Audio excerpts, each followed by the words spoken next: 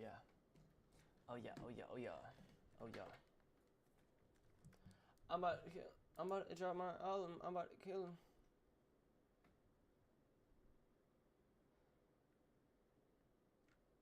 Bro, y'all wanna see some crazy shit, bro? Tell me how I spent exactly 5 minutes editing this video and it has 5 views. And I spent like 30 minutes editing this video and it has no views. Kind of weird.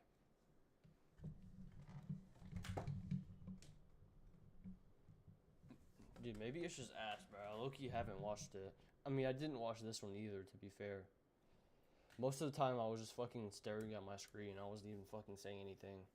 Bro, that's how you know, like, content is cooked, bro. Because I did this bullshit reaction. It's 30 minutes long. It does not need to be that long. I'm just fucking staring at my screen, and I get more views than when I actually put effort into a video and fucking play. I mean, it's not really effort, but like I'm playing a game. At least I'm actually actively doing something instead of just staring at my fucking screen. I mean, I'm gonna take advantage of that, obviously. The next video I post is most likely gonna be a fucking reaction video. But like, it's low-key cooked. It's low-key cooked. I didn't even realize y'all couldn't see that shit. My bad. Hold on. I'm about to drop my album. I'm about to kill him. Yo, what is Badge Plug on, bro? He's been posting some crazy shit on YouTube.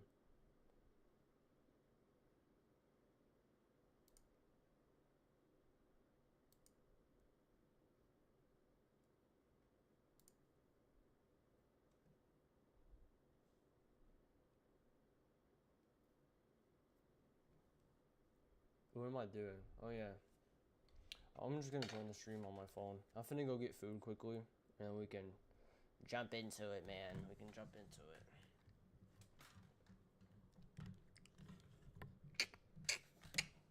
First, I'm probably just gonna do like an easy challenge. I'm probably just gonna do like, oh, can I win LeBron James a ring?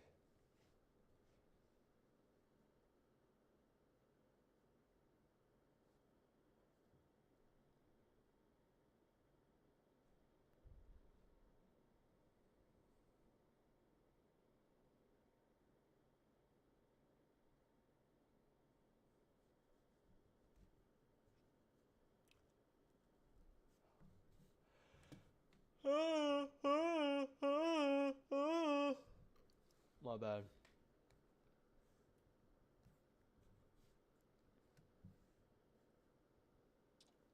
Pull me up.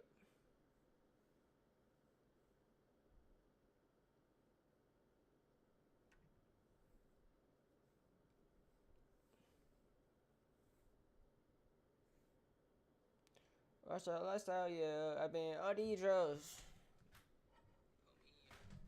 Hold up.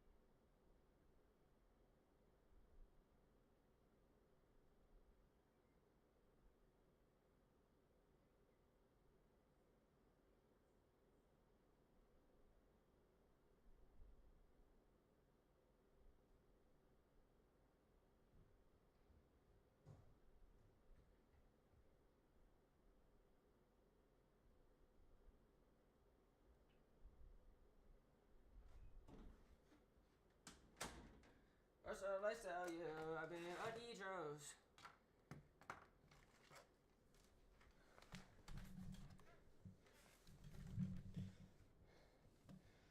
Alright, are y'all ready to get lit? Are y'all ready to get lit? We're getting lit today. We're getting lit.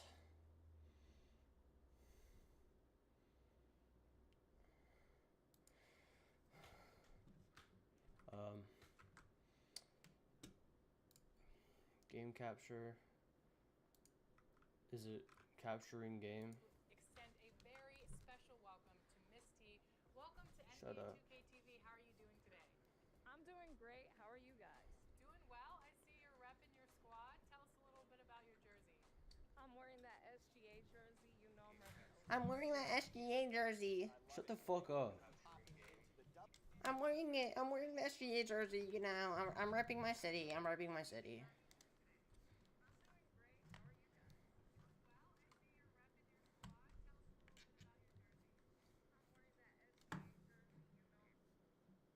I'm wearing that SGA jersey. Should I turn the game up? I know y'all probably don't care about 2K menu sounds, but I'll turn it up a little bit.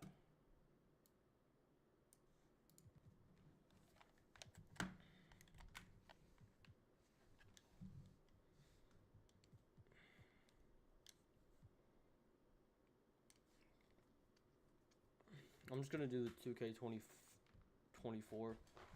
not 2K24. I'm just gonna do the 2024 roster, and then I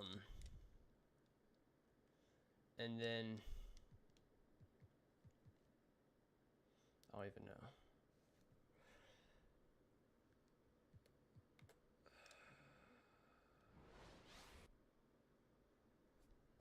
Speed run doing the settings. Speed run. Wait, hold on. Draft class. Speed run settings. Oh. I'm not gonna do Pop Boy. I'm just gonna do my own shit. Just fuck it. Injuries off. Pro. Trade. 55. 55. Y'all can call me a bitch. I don't care. Suck it. Consensually. Recovery rate. Fatigue rate. 45. These are some bitch ass settings, bro. Y'all can low key suck it. I don't care.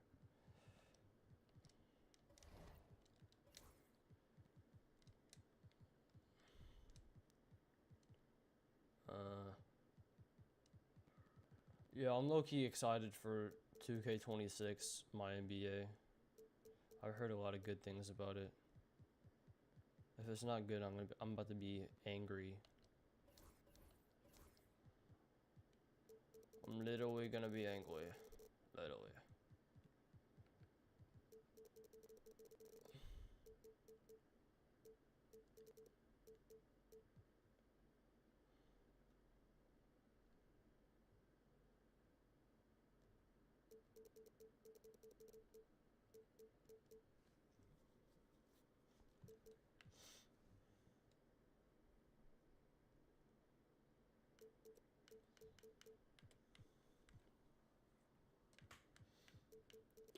Salary curve.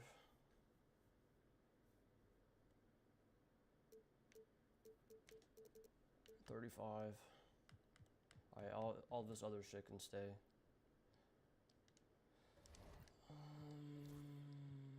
Scouting, staff, roster change, in-season free agency, player waivers. Yeah, this is stuff. Alright, what are we working with? I low-key forgot what this roster consists of. Jackson Hayes, you're getting out of here, buddy. You're low-key mid. He's probably getting out of here. He's paying too much for a 3D wing. That's low-key mid. Austin Reeves can stay for a little bit. I'll trade him next season. Does anyone want an extension? Nobody wants an extension yet? Do we have any picks? I don't think we do. Oh, we have 2 picks. Nice. This is low-key your fault, James.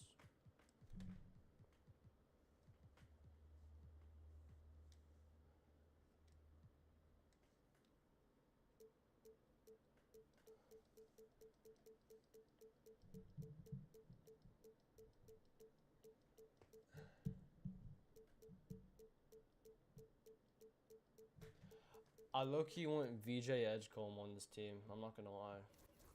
If my team does bad, wait, do I have my pick? Yes, I do. Okay. If my team does bad, I'm going to tank so I can get VJ Edgecombe.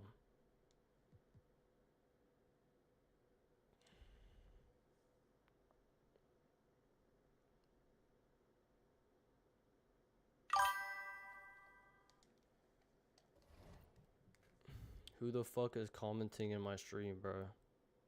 You can't do that. It's a prank. Chill.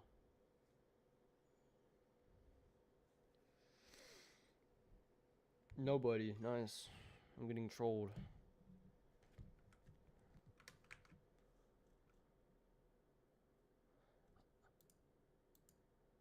I'm getting my testicles tickled.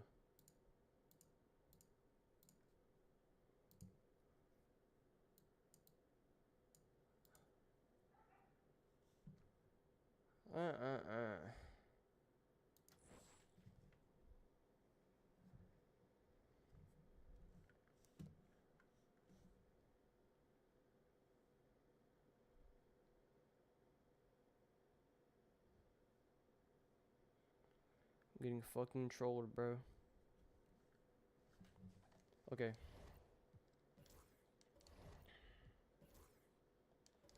I'm low-key turning his fucking potential up a tad because I feel like this will be realistic. And Bronny's too. He's tilted. Tilted towers.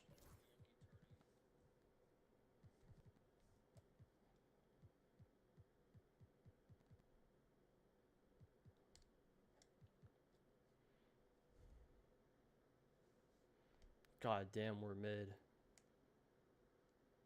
We're mid as fuck.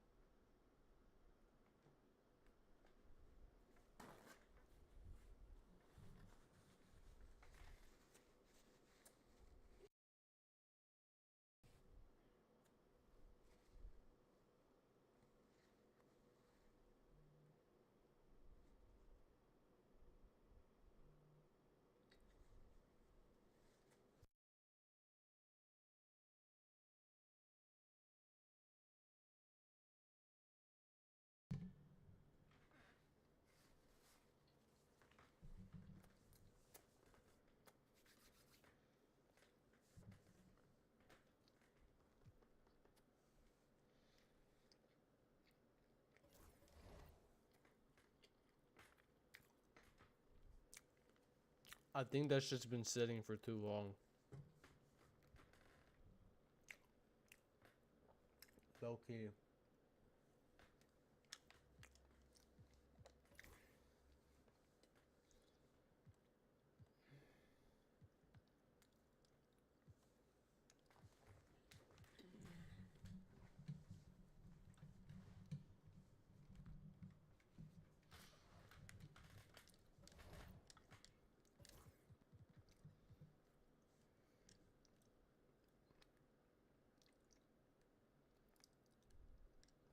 Okay, I might keep this guy.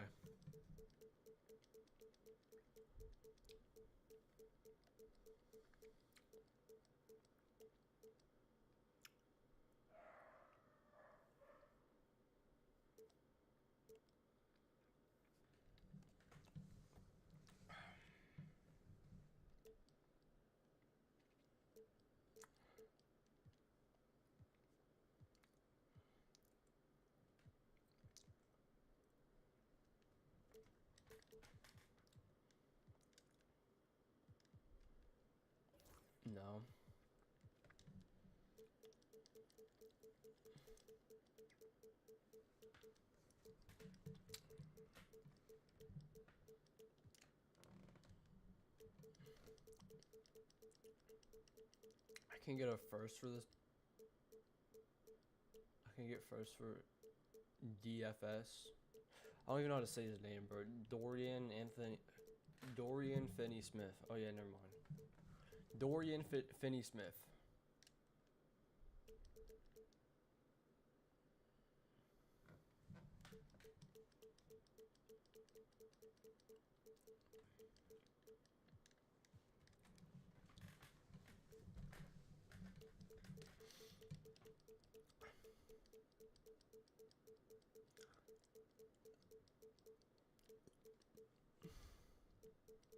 Bro.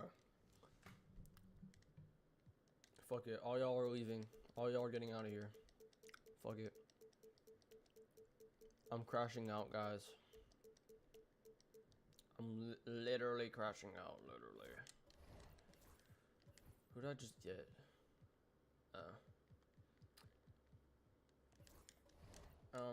Buddy, you're getting traded.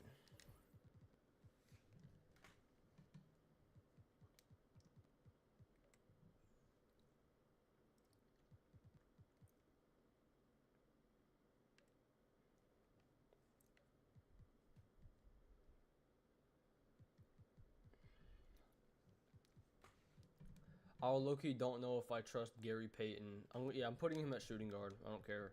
I'm putting Goodwin at small forward. Fuck it. Nah, I'll just keep him at shooting guard. Fuck it. Okay, so LeBron James is small forward. Luka's point guard, obviously. I'm trading this motherfucker. Actually, I'm gonna see who's selling quickly, just to make sure nothing crazy is available.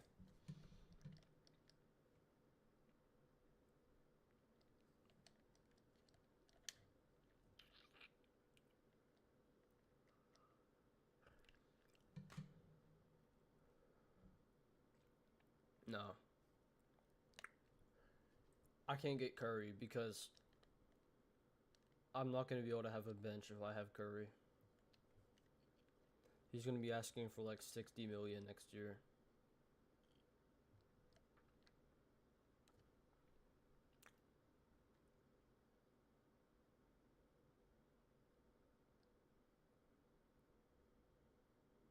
I can get Vooch. Or Jared Allen. Who do the Bulls want?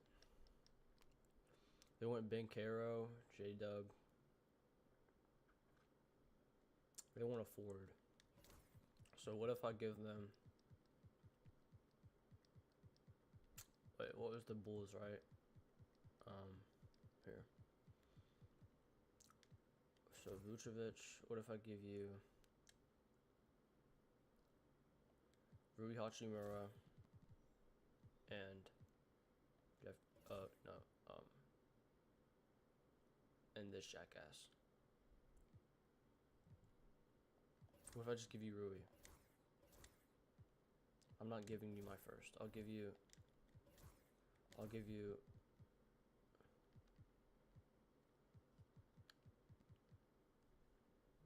Vando. And then you can give me him. Okay, we got Vooch. Now we can trade Jackson Hayes, Busy's ass. I don't know who I would trade him for.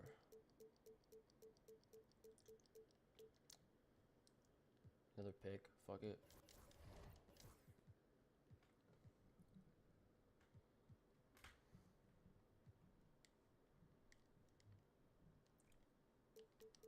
Honestly, bro, I'm crashing out. I'm trading everyone. Fuck this shit.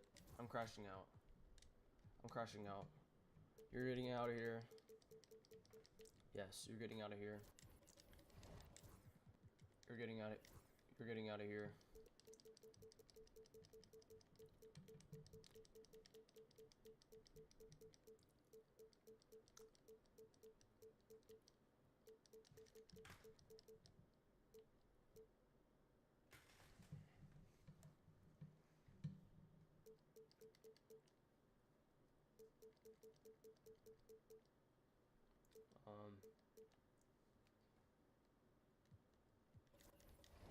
Fuck, I didn't realize I gave away a pick for that. Wait, let's see if I can get one back. Shit. I'm crashing out. I'm crashing out. I'm crashing out. Everyone's getting traded.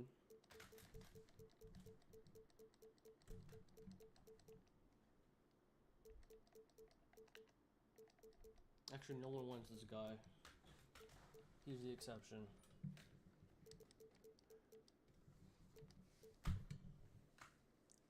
He's the exception.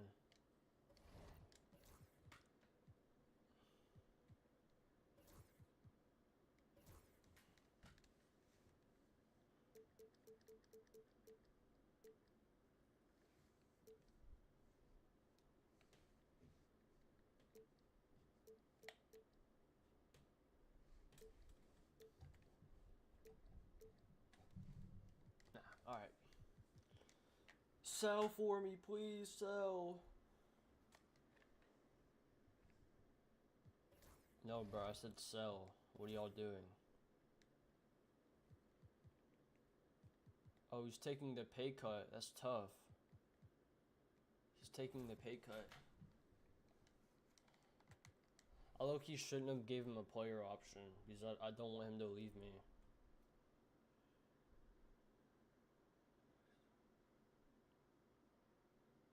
Why am I mid, bro? I want to be bad. This isn't good. Did I make the playoffs? Fuck, I made the playoffs. Please lose. No. No. Okay. That's still ass, bro.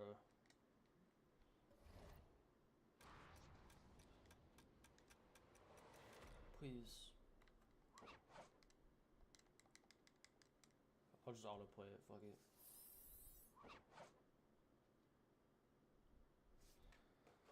You know what? This is ass, but I'm hungry, so. Come on, guys. This shit's slow as fuck.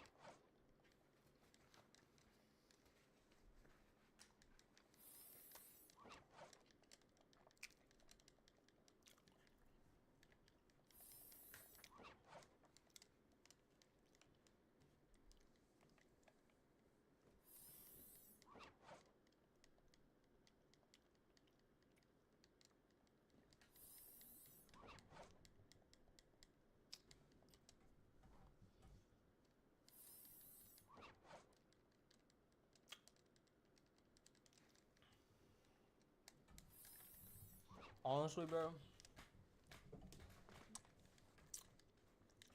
Well, hold on.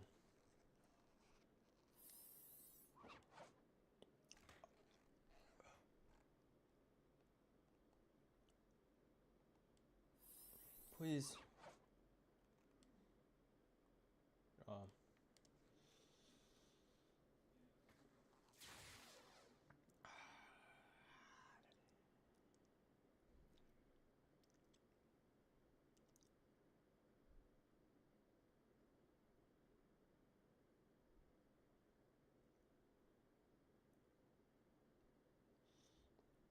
Oh wait, they got their pick back, didn't they?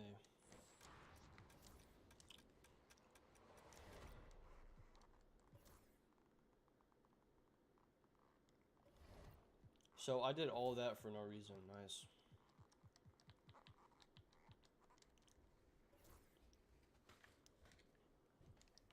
Alright, so what I was about to say is that the direction I want to go with my content is honestly because I'm thinking about just diving into a niche. I feel like that's the most effective way to get attention. It's just diving, pursuing one niche until I get a decent following. And then I can spread out a little bit. I think that might be the strat. Right now, I'm just trying to figure out what that niche is. Right now, I think it's gonna be like FNAF theories and shit like that. The only problem with that is you actually have to be skilled at making videos to do all that shit, bro. Or you have to be somewhat skilled, and and if you're not skilled, you have to have the money to pay people to make good videos for you. That's where that problem comes in. But if I go the other route, which is like gameplay, I'm not good at any game in particular, so no one would fucking watch it. Why would you watch some dude that's ass at the game he plays? They're gonna watch someone that's actually good so they can like learn and shit like that. That's why Jinxie blew up, because he was actually good at the game he played. I mean, he was funny, he had a good character, but he was actually good at the game he played. That's why he blew up. I'm sure he could have been something without Siege.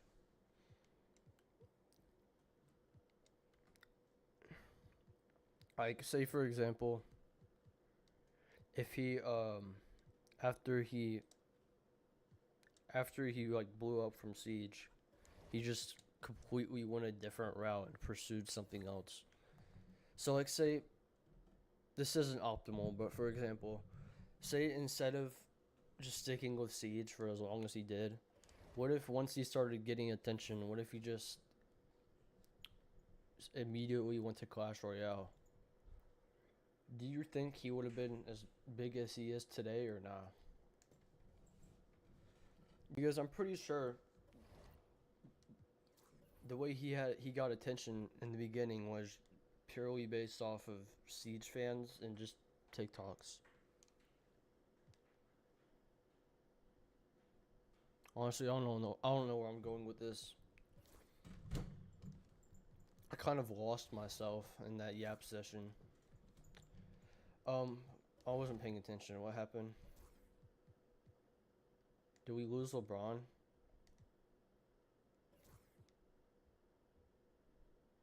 I think we lost LeBron.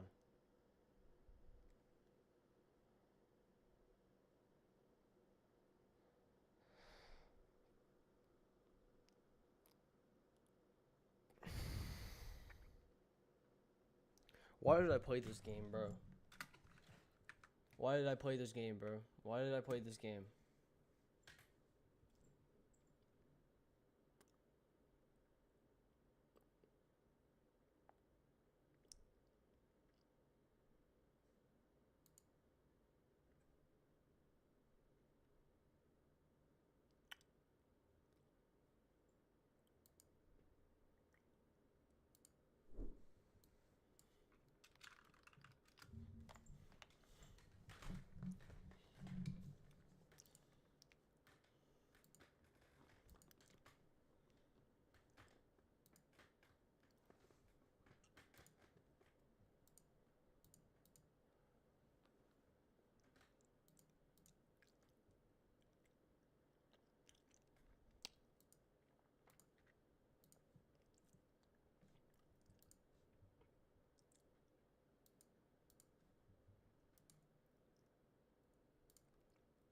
Bro.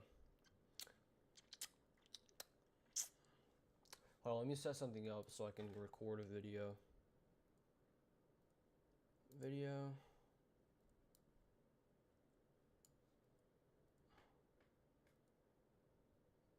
Bro. General.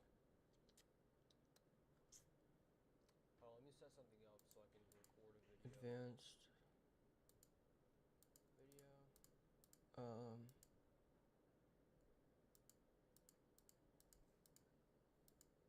How do I fucking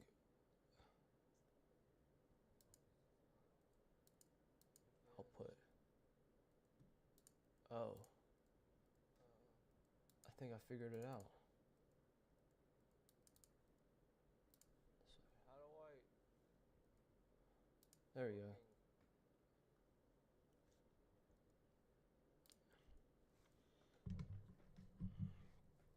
Alright, time to find a video to react to. Because I'm now a react swap channel. Because apparently that's what gets views. I don't get views when I actually try, and I only get views when I don't try. Alright, time to find a video to react to. Because I'm now a react swap channel. Yes, yes, yes. My bad.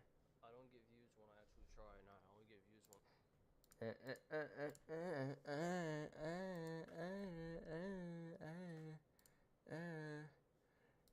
Five Nights at Freddy's Theories. I'm gonna sign out of my fucking YouTube so y'all can't see the bullshit I be watching. That's low-key federal. That's the low-key federal as shit. Hold on, let me go on Facecam.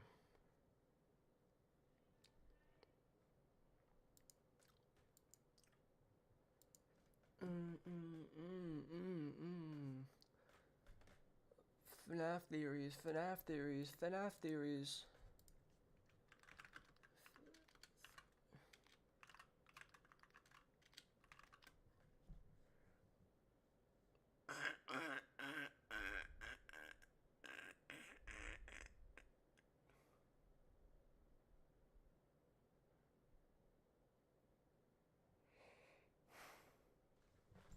I found that perfect video to react to.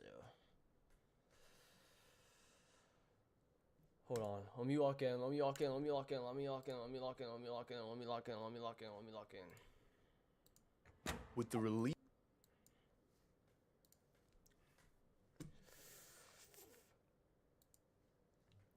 Hold on. Let me make sure. Let me make sure everything's straight. Let me make sure everything's straight. With the release of Ruin and Help Wanted 2 Yo, yo, in yo, recent yo, months, yo, yo, there's yo, been yo, lots yo, of yo, theorizing yo, yo, going on. Hold on, let me make sure. Let me make sure everything's straight. Let me make sure everything's straight. With the release Oh, that's straight. and Help Wanted 2 Yo, yo, yo, yo, yo, yo, yo, yo, yo, yo, yo, yo. in the Okay, okay, that's loud. That's good enough. That's good enough. That's good enough. Actually, let me make sure it sounds good in the headset, man. Hold on, hold on. with the release Oh yeah, of oh yeah, oh Ruin yeah, oh and yeah, Help oh yeah, oh Wanted yeah, oh 2 yeah, in oh yeah, oh recent yeah, oh yeah. months, there's been Oh yeah, oh yeah, lots oh yeah, of oh yeah, oh theorizing yeah. going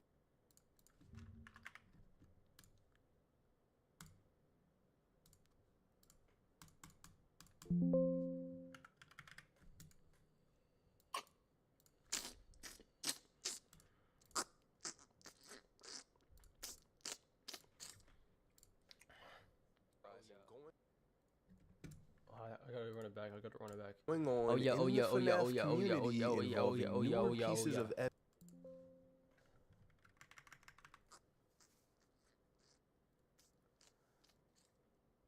I just leaked myself that like crazy, but fuck it.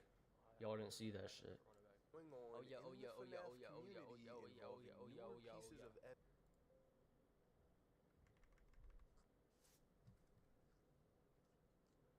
I'm gonna turn up the fucking video just a tad, and then I'm gonna turn down my stream volume just a tad. What is this at? 6.8, 6.5. Let's see if this stuff right here.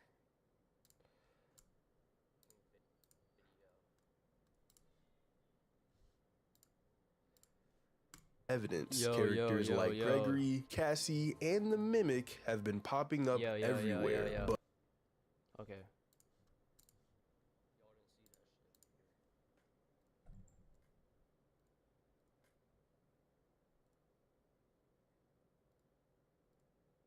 evidence. Yo, yo, Characters yo, like yo. Gregory, Cassie, Cassie and the Mimic All right, that's straight. That's straight. That's straight. That's straight. That's straight. That's straight. That's straight. That's straight. That's straight. have been popping up everywhere. But Wait, no, because if my headset's at like 50 volume, then it's too low. Hold on, hold on, hold on. Wait, do I have my stream low?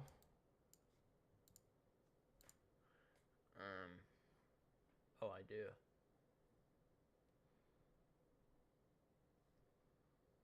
Fuck it, bro. Let's just do it, bro. If it's ass, fuck it.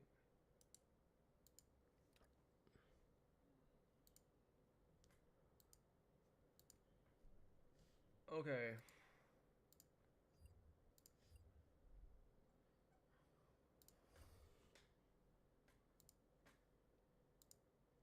What's good, YouTube? Hold on. What's good, YouTube? I'm reacting to this ultimate theory because this is something I talked about earlier on stream. Why can Foxy see through our mask in FNAF 2? Before this guy talks, I'm gonna explain what I think the reason for this is. Hold on, let me cook.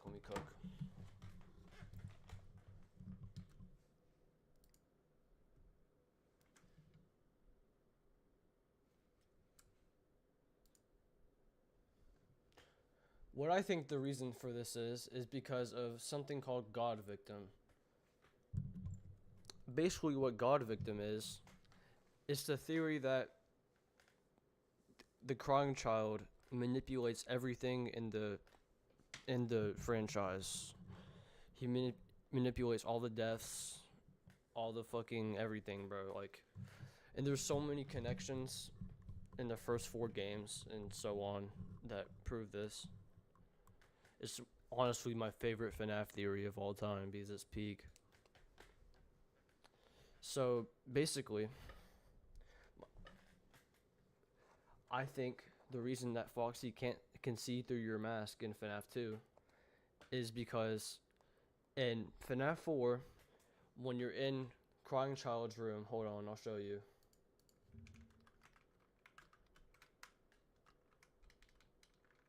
Fuck. Hold on, I'll show you.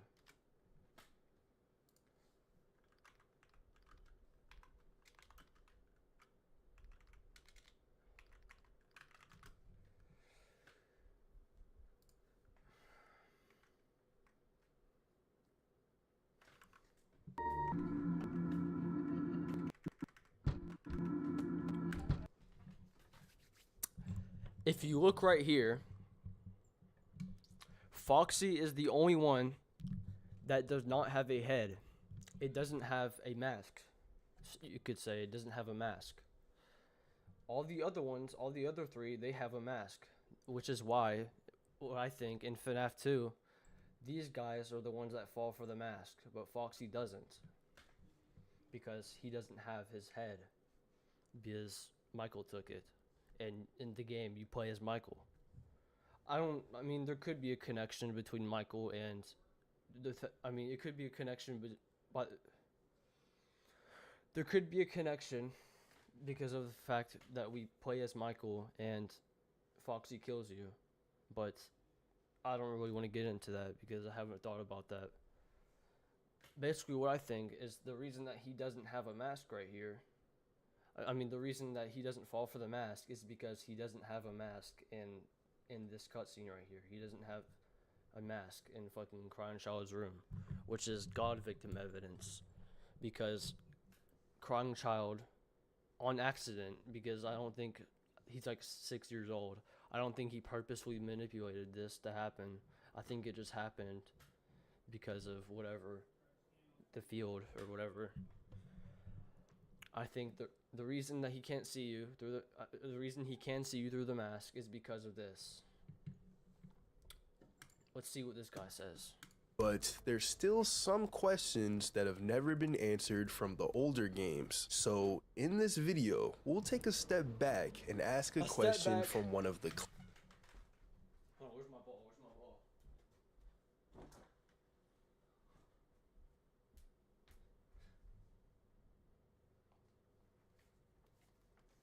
Wait, hold on, guys. Hold on, guys. I have to clip for him. There's still some questions that have never been answered from the older games. So in this video, we'll take a step back and A step back.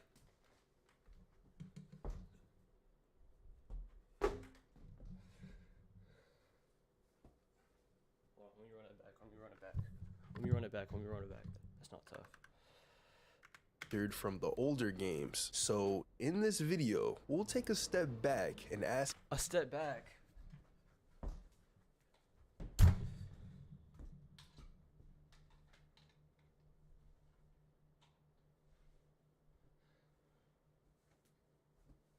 That's just lame as fuck. I'm editing that out. a question from one of the classic games. Waluigi and the Mimic have been popping up everywhere, but there's still some questions that have never been answered from the older games. So in this video, we'll take a step back and ask a question from one of the classic games. Why can Foxy see through a mask in FNAF 2? God victim. God victim. In this game, which takes place after FNAF 1, you play as a new employee named Jeremy Fitzgerald, and it's your job, Also known as Michael F. to watch over the animatronics during your classic 12 to 6 night shift. But you have a few enemies to deal with along the way. The toy animatronics, the puppets, Actually, I'm and gonna the confirm this. Is Jeremy Fitzgerald Michael Afton? No.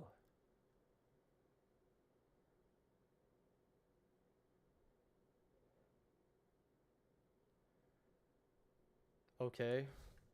Do you play as Michael Afton at any point in FNAF 2?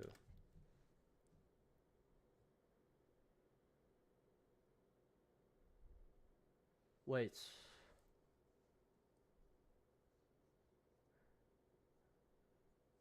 Michael Afton being Fritz Smith and Sister Loki's.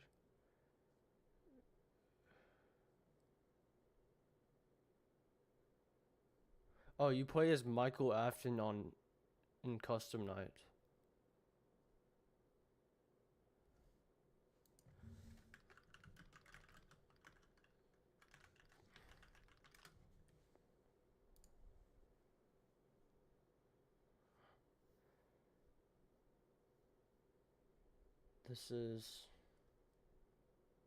This is the 1 through 5 one.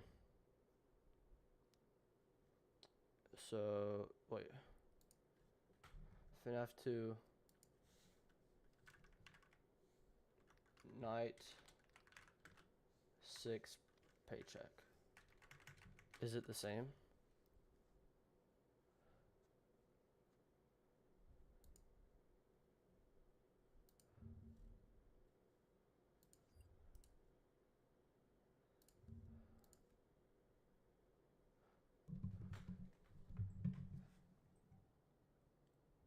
No, it says Fritz Smith.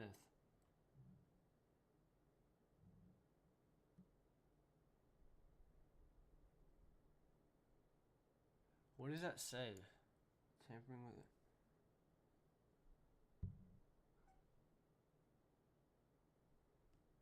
So Fritz Smith is allegedly Michael Afton. Hold on. My bad.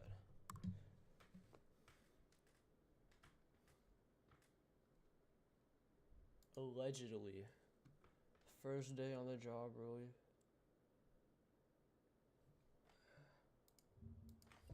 Is Fritz Smith Michael Afton?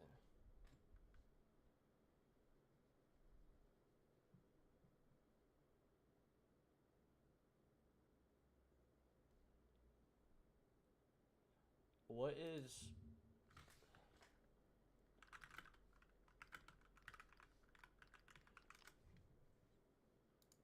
the FNAF 1 paycheck is Mike Schmidt.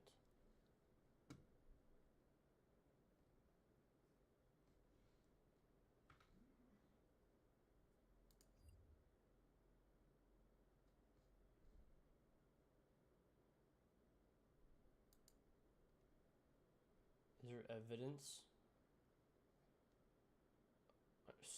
Fritz is the same name as the child that possesses Foxy under Mike Bro. A connection that can be between... Huh? Fritz is the same name as the child that possesses Foxy.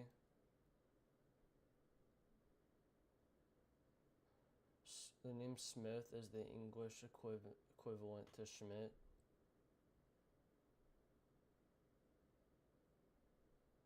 In the FFPS completion ending, images from both FNAF 1 and FNAF 2 appear fading in over the screen. This could mean that those images are what the protagonist is thinking in that moment.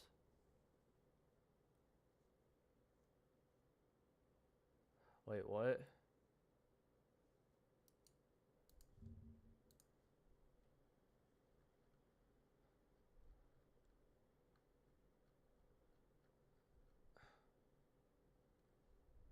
Huh?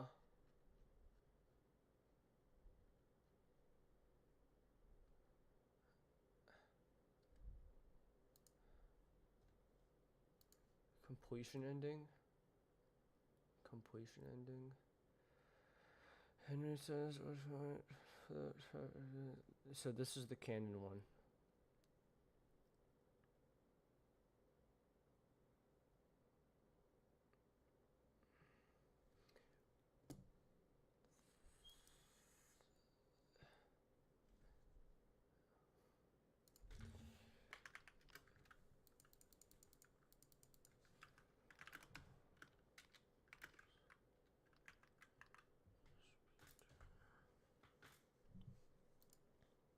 Connection terminated. I'm sorry to interrupt you, Elizabeth, if you still even remember that name. But I'm afraid you've been misinformed. You're not here to receive a gift, nor have you been called here by the individual you assume, although you have indeed been called. You have all been called here, into a labyrinth of sounds and smells, misdirection, and misfortune. A labyrinth with no exit, a maze with no prize, always seeming so near, and somehow out of reach, not intended for you. Although there was a way out planned for you, I saw eyes of children in some unseen chamber, always seeming so near, and somehow out of reach. But you will never find them, none of you will. This is where your story ends. And to you, my brave volunteer, who somehow found this job listing, not intended for you. Although there was a way out planned for you, I have a feeling that's not what indeed been called. I can't. It's Loki too fast. Hold on. You have all been called here, into a labyrinth of sounds and smells, misdirection, and misfortune. A labyrinth with no exit, a maze with no prize. You don't even realize that you are trapped. Your lust for blood has driven you in endless circles, chasing the cries of children in some unseen chamber, always seeming so near, yet somehow out of reach. But you will never find them. None of you will. This is where your story ends. And to you, my brave volunteer, who somehow found this job listing, not intended for you. Although there was a way out planned for you, I have a feeling that's not what you want. Not intended for you? Job listing, not intended for you. That's where your story ends. And to you, my brave volunteer, who somehow found this job listing, not intended for you. Job listing not intended for you? Who wasn't intended for then? Although there was a way out planned for you, I have a feeling that's not what you want. I have a feeling that you are right where you want to be. I am remaining as well. I am nearby. This place will not be remembered, and the memory of everything that started this can finally begin to fade away, and the agony of every tragedy should. And to you monsters trapped in the corridors, be still, and give up your spirits. What is he saying when it puts this? Feeling that you are right where you want to be. I am remaining as well. I am nearby. This place will not be remembered, and the memory of everything that started this can finally begin to fade away, as the agony of every tragedy should. And to you monsters trapped in the corridors. There's a chance that that's not directly related to Michael, but there's also a chance that there is. I am nearby. And I'm gonna go with that. This place will not be remembered, and the memory of everything. The fact that it shows 1 and 2 and none of the other ones, it doesn't show 3, kind of makes me think that that's not their intention. But at the same time, because it's 1 and 2, it also kind of, oh yeah, because. What did it say here? Fading out. This could mean that both of those images are what the oh wait, okay, so yeah. But wouldn't it show FNAF 3 then, if that's true? As well. I place will not be remembered, and the memory of everything that started this can finally begin to fade away, as the agony of every tragedy should. No, because he's talking about the MCI fucking victims, and the DCI, which is why it probably shows FNAF 2. That started. That's why it doesn't show FNAF 3. Okay, I'm still going with Mike Fritz. I'm still believing in Mike Fritz. I don't care. Back to the original video. Withered animatronics. The toy animatronics were made Wait, after. What did he say before? But you have a few enemies to deal with along the way. In place after FNAF 1, you play as a new employee. But there's still some questions that have never been answered from the older games. So in this video, we'll take a step back and ask a question from one of the classic games. Why can Foxy see through a mask in FNAF 2? In this game, which takes place after FNAF 1, you play as a new employee named Jeremy Fitzgerald, and it's your job to watch over the animatronics during your classic 12 to 6 night shift. But you have a few enemies to deal with along the way: the toy animatronics, the puppet, and the withered animatronics. The toy animatronics were made after the company decided that the characters needed a new and updated look that was more kid-friendly. And the withered animatronics were made for the previous Freddy's location in 1985, but it closed down. While they were going to be repurposed for the current location, the withered animatronics were run down and scary looking, so they were kept in storage only for the use of spare parts. By now I'm sure you've noticed the older models sitting in the back room. Those are from the previous location, and we just use them for parts now. And because the withered animatronics were so run down, there was no point in using them for the new restaurant.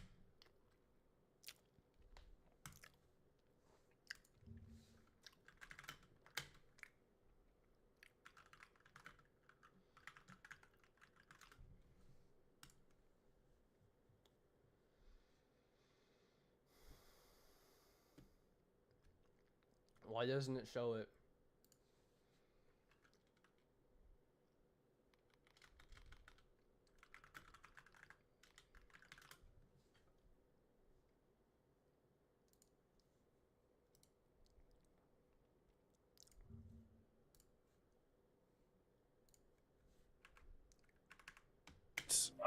By now I'm sure you've noticed the older models sitting in the back room. Those are from the previous location, and we just use them for parts now. And because the withered animatronics were so run down, there was no point in using them for the new restaurant. So it was decided that the toy Cap! How I zoom in?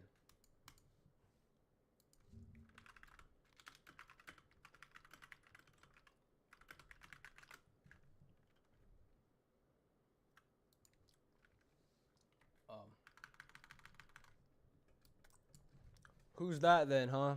Who's this? Who's this? Who's this? Who's this? Tell me. Tell me, who's this?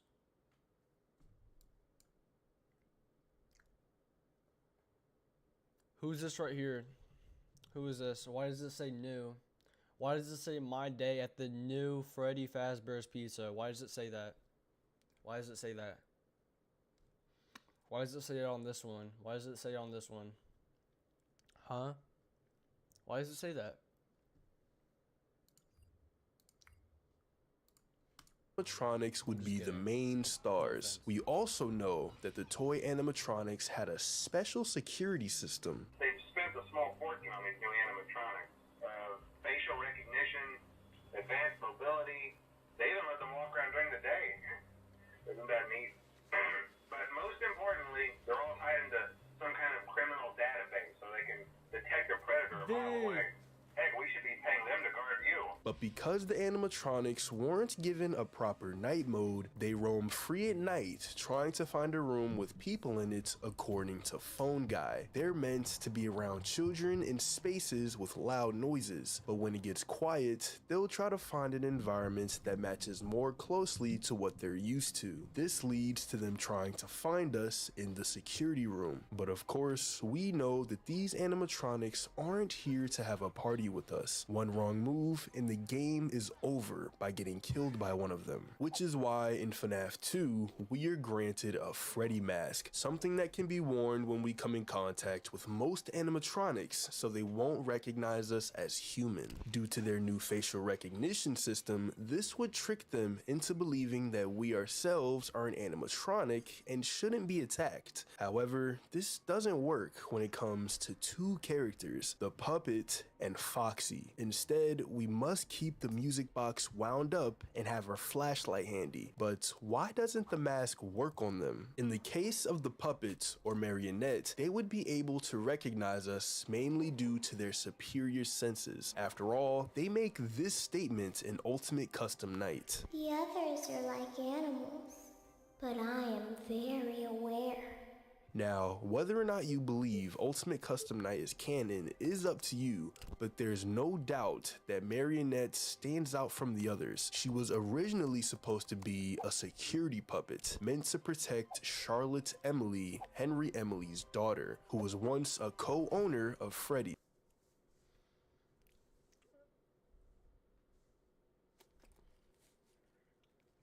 What I want to believe here is that the reason... Why am I doing this? What I want to believe here is that the reason the puppet is more aware is probably because of some sort of agony shit, where because she was... I don't know. Maybe because she has like more agony power or whatever, she has more fucking remnant power. She's like more fucking sentient than the other ones. Or it could just be because the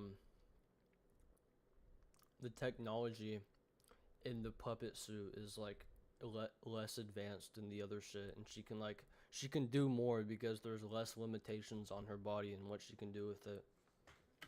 So her facial recognition skills would be top tier, so much so that a mere mask wouldn't be able to fool her. Also, after the first missing children's incident in 1985, the puppet was in charge of bringing life to the dead children, acting as an Or it's the exact opposite, like what he just said, where it's so advanced that the puppet suit can see through the fucking all-powerful animatronic. They're known for protecting the others, and it wouldn't make sense that they'd mistake a fake Freddy mask over the real thing. So if that's the case for the puppet, then why doesn't the mask work on Foxy? This whole God victim matter could easily be settled with an explanation relating to game mechanics. You can't use the mask as a defense mechanism. It completely could be just game mechanics, but that's boring. Literally the only reason for this is because he didn't want to have another boring mask animatronic in the game. That's probably the most legitimate reason, but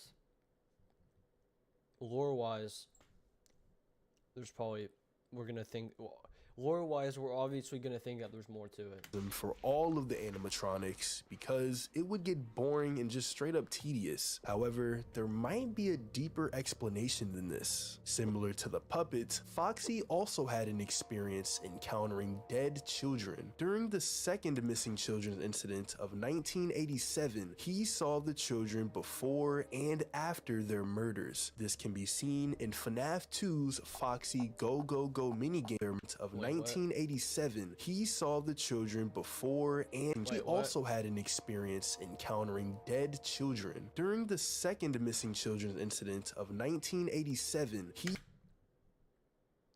I like this guy. I like this guy.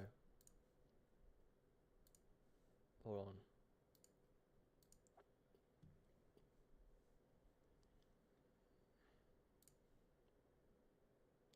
With the release This is why I don't go on my main account.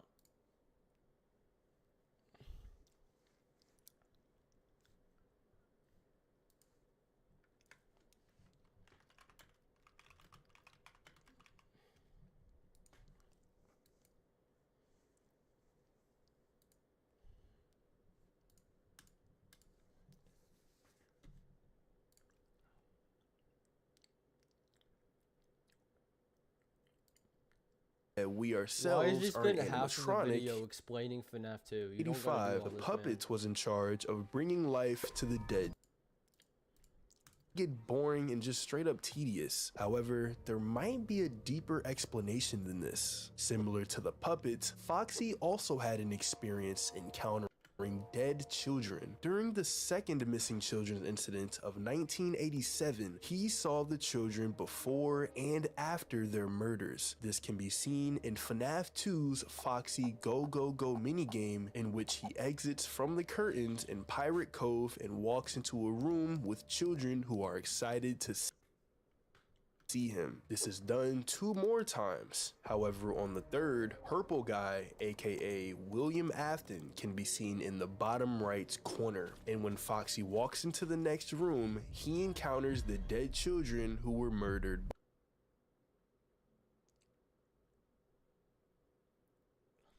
This is proof. Y'all are gonna call me an actual idiot because I've never seen this. I've never seen Foxy Go Go Go before. I've heard of it. I've heard of the concept, but I haven't like actually seen it.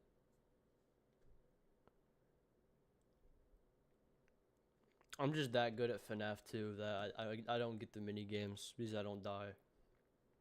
Instead, I just quit the game before I get jump scared because I'm a pussy. This is also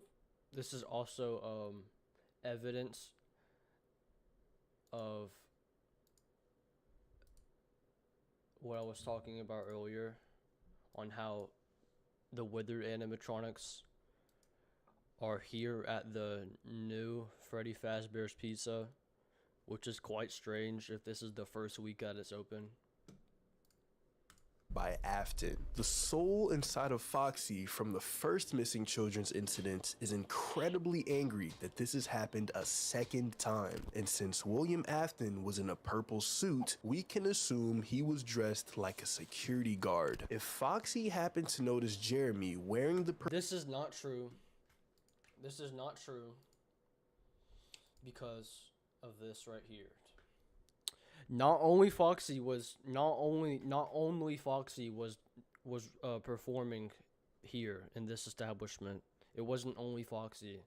So this whole concept that he's explaining right now would also apply to the other 3 withered animatronics, which would make no sense if Foxy's the only one that can go through it. purple shirt, then he could have connected us with Afton, making him extremely violent towards us whether we were wearing the mask or not. Also, if Foxy happened to see Purple Guy dressing up as Spring Bonnie, then he would be able to tell if a human is in a suit or wearing a mask versus being a real animatronic. Explain to me why the other 3 withered animatronics wouldn't have also seen this.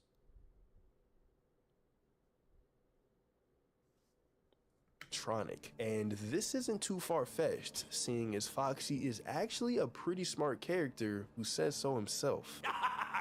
Never underestimate the cunning of a pirate, or a fox for that matter. Why is Foxy the only animatronic in UCN with custom voice lines? We don't talk about FNAF AR because that's not canon. Or, I mean, the emails are, but I don't know. FNAF AR is a topic that I don't want to talk about. But why is Foxy the only FNAF 1 animatronic with a voice line in this game? I have no idea. That's something I have to figure out. There's also another reason why Foxy may be able to see through Jeremy's facade, mainly based on this piece of information given by Phone Guy. After referring to the withered animatronics being used for parts, he says this. The idea at first was to repair them. They even started retrofitting them with some of the newer technology, but they were just so ugly. The way that Phone Guy This literally disproves his entire theory because he literally just said that they tried retrofitting him. They tried retrofitting them. Wait, hold on. I want to see what happened. Guy after says this line makes it seem like the repairs started but never finished. Is it possible? While it's a bit of a stretch, it might be important to note the order in which the main 4 FNAF characters are listed. It's always Freddy, Bonnie, Chica, then Foxy. He always comes last. It's also this way in the custom night menus for games 1, 2, and 4. This order probably refers to when the characters were created or established as a Fazbear entity, and maybe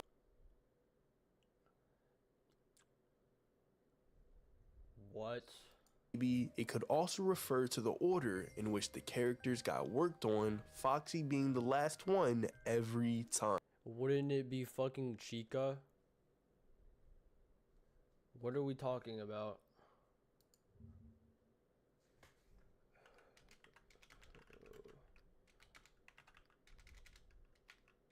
Fuck, I can't type. Guys, party world.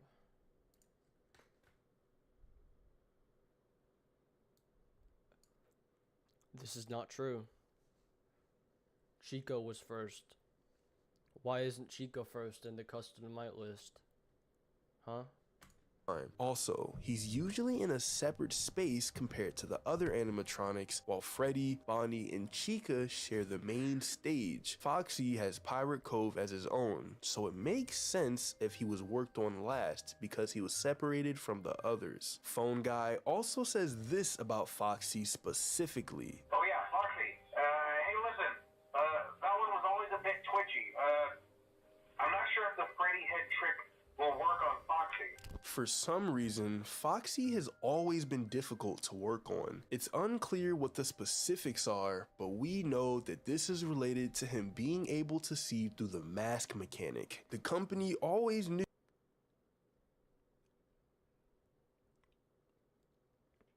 God victim? Is it because the Foxy bro was the one that killed Crying Child? It was the one that put him in Fredbear's mouth. Is this God victim evidence? Knew that Foxy was a problematic animatronic and probably didn't bother to equip him with the new security recognition because he would end up being replaced anyway. That, or it just didn't work on him to begin with. Finally, Phone Guy mentions another odd thing about Foxy that's different from the other animatronics. Also, check on the curtain in Pirate Cove from time to time. The character in there seems unique in that he becomes more active if the cameras remain off for long periods of time. I guess he doesn't like being watched. Now, this is a recording from FNAF 1. Yeah. However, we know that parts of the withered animatronics were transferred into the FNAF 1 animatronics, so we can conclude that the same soul inside of withered Foxy is the same as the one inside of FNAF 1 Foxy. Since Foxy doesn't like to be watched, we have to keep our cameras on him to avoid any direct confrontation. But what happens when we put the mask on? Or that's just a game mechanic. We stare directly at the animatronic until they disappear. This probably makes Foxy even more angry, knowing that we're just sitting there watching him, so this could be another reason as to why he attacks us with the mask. No outro. Hold on, let me add to this. Watching him, so this could be another reason as to why he attacks us with the mask. Or everyone's on crack and this is just a game mechanic for gameplay purposes. Maybe everyone that's a FNAF theorist needs to go outside and touch grass. I don't know.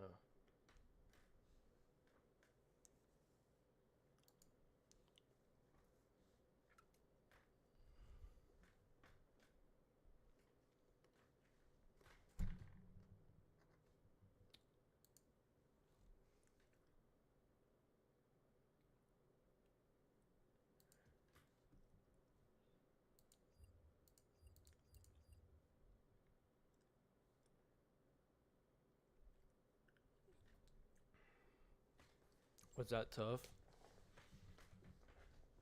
Was that a tough video? I think it was.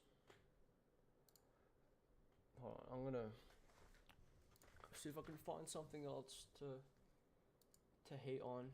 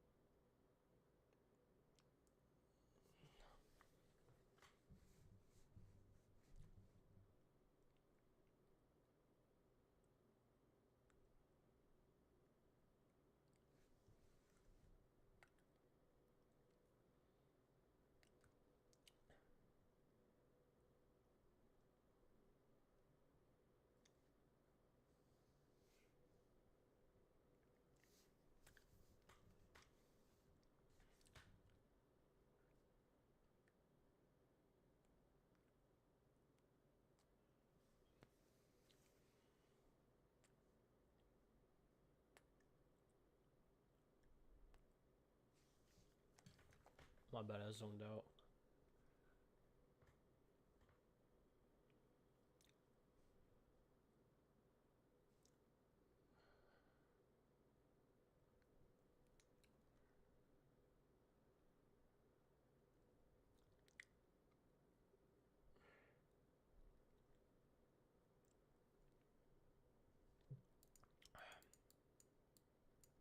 The fuck? Did my browser just crash? Oh no. My YouTube crashed. Huh.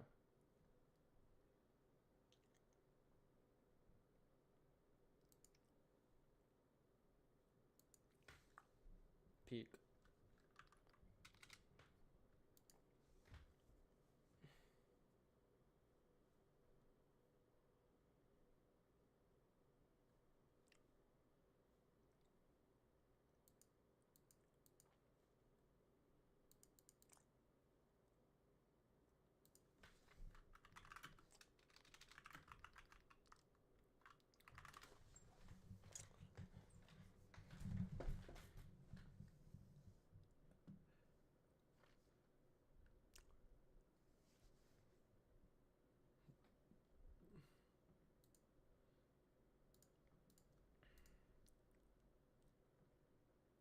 Hello, Internet!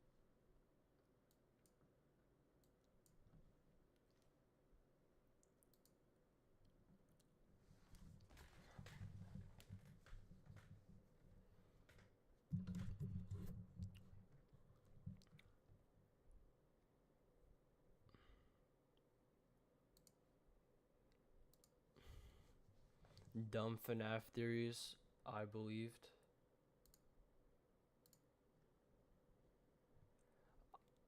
I did not pre-watch this video, so if you start spamming the N-word, it's not my fault. This is a joke. Hello, Internet! Welcome to Theory, the show where I look at theories and theorize if they were right or not. Today, I'll be covering this theory. This is so let's look at the evidence. Toy Freddy, well, you know, he's kinda, fat.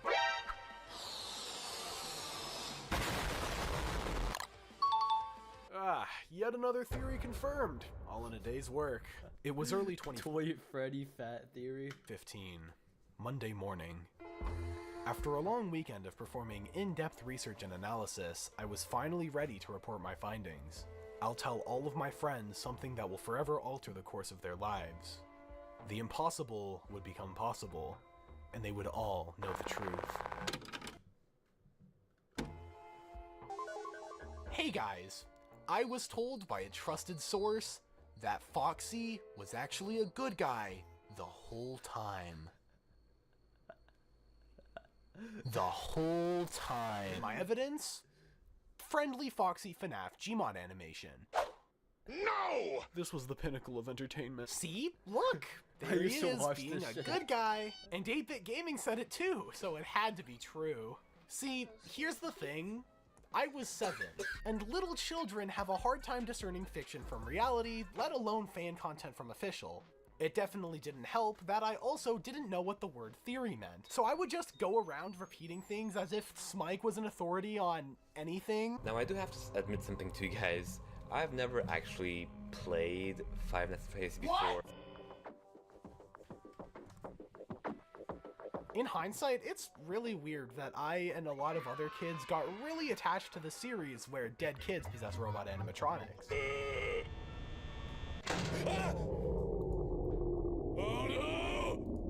I think it's just But in because of the another fact that it's sense, not that's gory or actually anything, really and your parents won't get mad at you for playing it.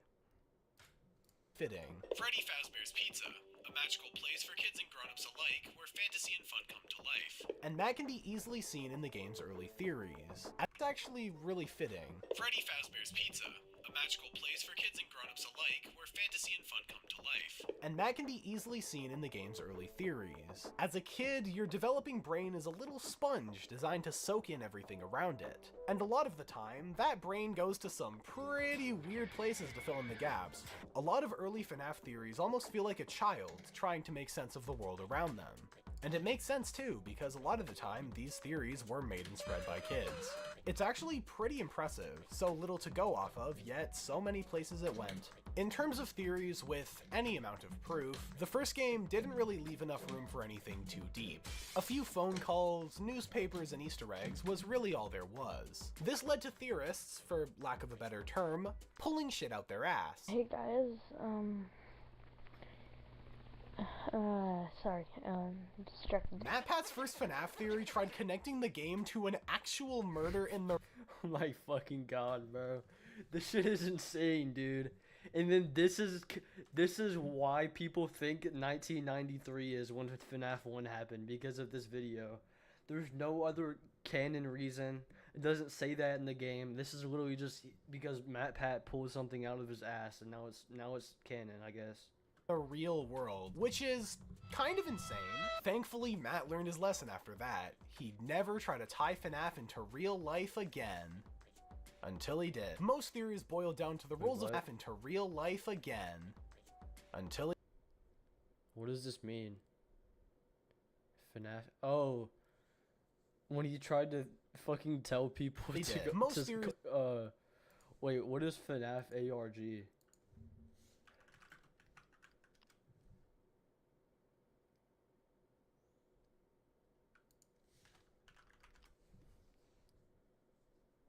Yeah, when people tried to fucking find Five Nights at Freddy, they tried to find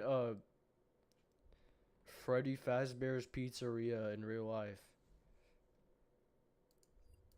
Boil down to the roles of certain characters in the absolute bare-bones skeleton we call the story. The newspaper mentioned a killer, so maybe you're the killer. Or maybe the phone guy's the killer. Wouldn't it be crazy if Phone Guy was a killer, guys? Some theories weren't even based in reality. Sometimes— Yo, that's literally canon evidence of William Phone Guy, or whatever you want to call it. What is it called?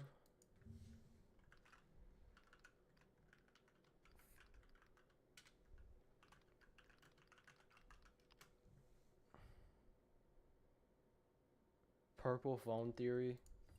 Sometimes people would just make shit up because why not? Maybe it's all Golden Freddy is communist. That wouldn't really change anything about the story or game, but it's always a possibility, I guess. By that metric, it could be taking place in the Matrix too. Maybe Fredbear has you trapped in the amazing digital circus and all of the content farms are secretly canon. The issue is that whether or not that's the case, it doesn't really What the fuck is this? matter, because as far as the story at hand is concerned, that doesn't really change or recontextualize any of the events that happen in the game. If a bear shits in the woods, is that just a theory? Those early games were the ideal time for community to form. The grounds were untouched and primed for songs, fan art, shipping, yeah, the FNAF songs and of were course, canon. theory crafting. There was an air of mystery around that first game, and that underlying, unsettling tone meant that anything was possible. Sparky the dog may have just been a rumor in quick Photoshop, but the games already had elements of the pizzeria change, and it even had an actual hidden animatronic. Sparky is Phone Guy. Who's to say there wasn't more hiding in the shadows? Sparky. Okay, so William Afton didn't use Spring Bonnie to do the murders, right? He used Sparky. This is the suit he used in the DCI because they didn't specifically say that it was a Yellow Rabbit suit in FNAF 2 phone calls. They just said that he used one of the spare suits. So that means it's Sparky. Thankfully, my hero, XX Pro Class It's either Gamer Sparky or Piss Bear. XX set the record straight on that one. He was a rumor. He was fake. What? I'm about to get killed by Ducky.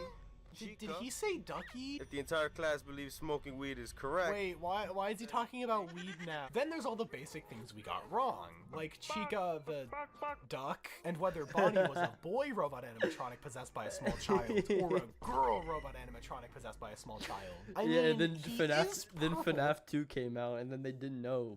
So it could really go either way. Wait. Toy Bonnie's a Purple fanboy. Guy. Hello, Internet. Welcome back to Theory. I'll be covering a new theory I just came up with. What if Bonnie was actually green? Green Bonnie theory? Now, things are already starting to get pretty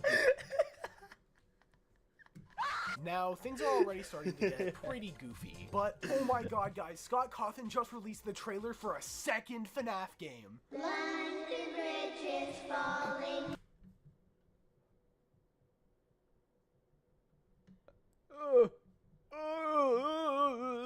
Wither Chica. This would sound really scary when reversed. Might kill all. Might kill theory. Mike Purple theory. Hey! Good video! I'm subscribed now, and I never knew it could have been Mike! I always thought it was Phone Guy. This game made the story go from 1 hidden news article to like 4 cryptic minigames. This new level of content opened up a whole new world of theories. But more importantly, it reinforced a lot of existing ones with an extra layer of evidence. Maybe the Phone Guy really is the killer, who's visualized in the minigames as this purple guy. I mean, Purple does guy kinda look like a phone. The phone guy does say Foxy is his favorite animatronic, and the purple guy shows up with a nice big smile on his face in the Foxy minigame. This is some pretty compelling proof, actually. Wait, that purple guy sprite is like 2 shades different from the other one.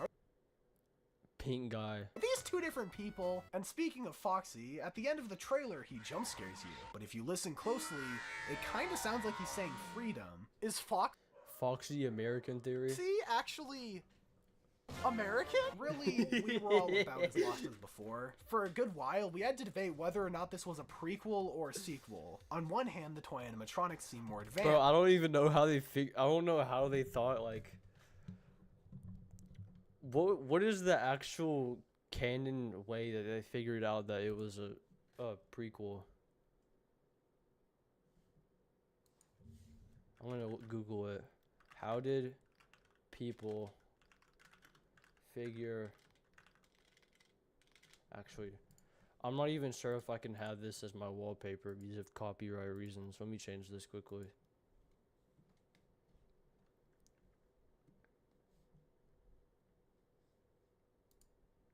Hold on.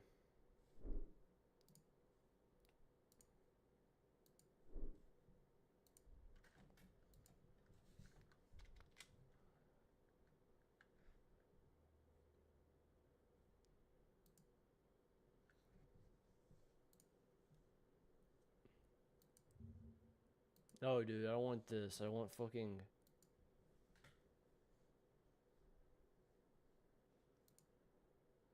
Change the wallpaper, man.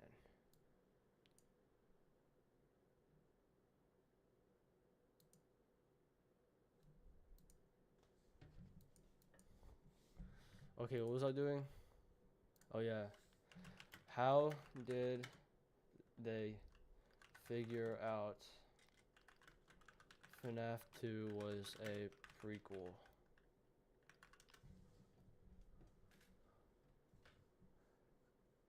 Oh, because the paycheck says 1987. Okay. And Matthew Patrick said it was in 1993. but on the other, the quote old animatronics look fundamentally different from the ones in the first game, in ways that can't just be explained by wear and tear. Looking back, a lot of these were actually pretty reasonable for the information of the time. Again, what if FNAF 1 Freddy just had a glow up? And that's why he looks like that. It was a very different playing field. Contrasting it with the FNAF of today, it's unrecognizable. Theories of that time were just explanations to the different, very minor inconsistencies. Foxy was a good guy, he explained why his jump scare didn't really jump to scare. Dream Theory explained the inconsistencies and Easter eggs around the map. And of course, Purple Guy Phone Guy is just an easy answer to the mystery. Of course, every theory is supposed to explain things, but without any sort of larger narrative or lore, the deeper story elements were up to the fans to design. The game also introduced some new stuff. Toy Chica's missing beak, and new hidden animatronics. Things that would be the spawn of plenty of new theories. Although there were still a lot of flat-out lies. This is canon. Like, this is canon. Scott told me this was canon. That Purple Guy Golden Freddy hoax that just mashed two ideas from the game together. Or that Endo jump scare. You know, that could be canon. Actually, no, it can't. Golden Freddy hoax that just mashed two ideas from the game together. And the Springtrap was the FNAF 3, it's just a projection. Or that Endo jump scare video that in hindsight doesn't look as convincing, but still didn't stop me from believing anyways. In FNAF 2, the story goes from a complete side piece you had to go out of your way. What if the Endo is William Afton? To look for, to something that's still pretty out of the way, what if the but Endo you'd is probably Crying come across Child? Pieces of in your casual playthrough. But I'm looking on ScottGames.com and the future's looking bright. Scott's been making these games really fast. New teaser just dropped. And there's a strange figure here. With no official name, the community calls him Salvage. When the next teaser dropped showing a box of old animatronic parts, with him standing ominously behind them, it was theorized that Salvage was a combination of other animatronics, mainly Freddy and Bonnie. Bro, this looks so stupid. Taking its parts from everything else. This isn't even scary, it just looks fucking stupid. This is a really cool idea, and it's also funny that it wasn't real. To be fair, a few people got it. I wasn't one of them. I still remember when FNAF 3 finally came out and it was just Springtrap, an animatronic that's also really cool. One of my favorites in the series in hindsight. But if that's actually Purple Guy, why isn't Springtrap purple, huh? But it's somehow still fell short of the expectations because This is actually Phone Guy. This isn't myself really up into believing Salvage was real. But once I got past that, FNAF 3 is where an actual story What do you think Molten Freddy is? Happens with plot points and hidden lore in these dipshit minigames no one would ever find without a guide. In a way, the direction of this story was a premonition of the group effort finding the lore would later become. Bro, the world would be a better place if the security logbook didn't exist. I mean, all it did is just add more confusion to the game. It didn't make anything better. It made people think Golden Duo was real, which nobody thought of before that book came out. It made people think that fucking it made people think that Mike was fucking Fredbear or some bullshit. It made people think that yeah, it made people question if Michael was the FNAF 4 kid or not.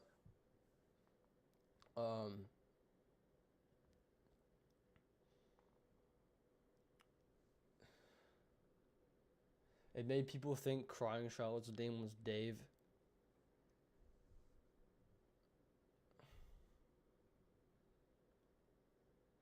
Now people think that the person that was writing in the book, in the security book, is actually David, which is the most retarded bullshit I've ever seen in my life. What if instead of Cassidy in Crying Child, what if the book is David and Fiona? Secret codes hidden in the minigame cutscene that you had to punch into the wall. How does anyone find this naturally? Of course, that's what I'm saying, bro. How did someone come up with this? But as far as group efforts go, this is less of an ARG and more like the Mortal Kombat 2 Blood Code, something your friend would tell you on the playground. From here, the FNAF lore became a lot more centralized. How did people figure out how to get the fucking happiest day ending in fucking FNAF 3. How did people figure out how to do that? Channels like Game Theory became the forefront of the scene to a general audience, but the Reddit was also quickly growing. You have With to do that, so there's much now- like random bullshit that you would never think of unless someone else told you. You would literally never figure out how to do that. You would just think that the bad ending is the canon ending if some random dude didn't just tell you that the happiest day was a thing.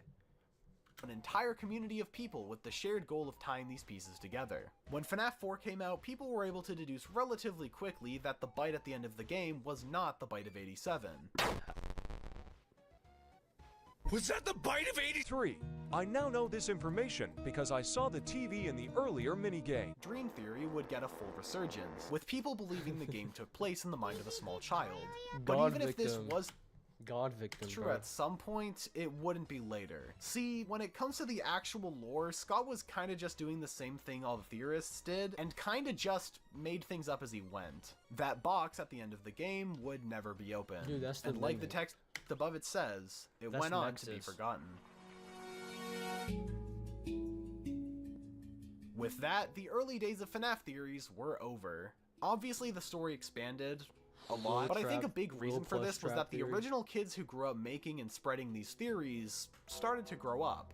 They were developing a more detailed understanding of the world around them. And because of that, theories were now made to fit into that world, alongside every other piece of the story. After FNAF 4, the absurdity of theories wouldn't go away per se, but would fit into the controlled absurdity the games built around themselves. Stuff like Remnant doesn't really tie into reality, but it makes sense in the Why did they even invent, like, why did they add a remnant to the game? Like, why did they add that to the story, bro? Because they literally, they put it in sister location, and they put it in, like, one of the books, I think, and then never mentioned it again until, like, I don't know if they mentioned it in FNAF 6 or not. I think they mentioned Agony. I don't know if they mentioned Remnant in that game. But yeah, bro, it's so established stupid. fictional world, until something inevitably doesn't. And then they mentioned it again in FNAF AR with Shadow Bonnie. And now people think Shadow Bonnie is like some remnant creature. Occasionally there are concepts like Phasgoo that are so weird and out of place, and yet another thing I'm really curious about is why they made Shadow Freddy a character in the game rather than just making him an Easter egg like the other fucking useless animatronics in this game. Like, why did you decide that it was a good idea to bring back Shadow Freddy to just make everything more confusing? yet they aren't theories, they are in official FNAF And media. then you do something with them, right? And then you don't do anything with them after. You will just do like a couple things with them and then never mention them again and hope people forget about it. Sometimes it feels like the roles have reversed, and the original Wait, what? I audience wasn't paying fictional attention. world, until something inevitably doesn't. Occasionally there are concepts like Phasgoo that are so weird and out of place, and Bro, I yet wish they aren't Phasgoo theories, never they are existed. in official FNAF media. I wish Sometimes Fazbear it feels like Frights the roles never have reversed. existed. The world would be a better place without Fazbear Frights. Bro, the world would be the world would be a better place without any FNAF books except the Silver Eyes trilogy. First. That's the only one that's actually like and the good lore-wise. Original audience has outgrown the series, which is targeting a younger and younger demographic. Because without that book, you have no context to the puppet. Graphic with every game. A lot of people like to complain about the modern direction.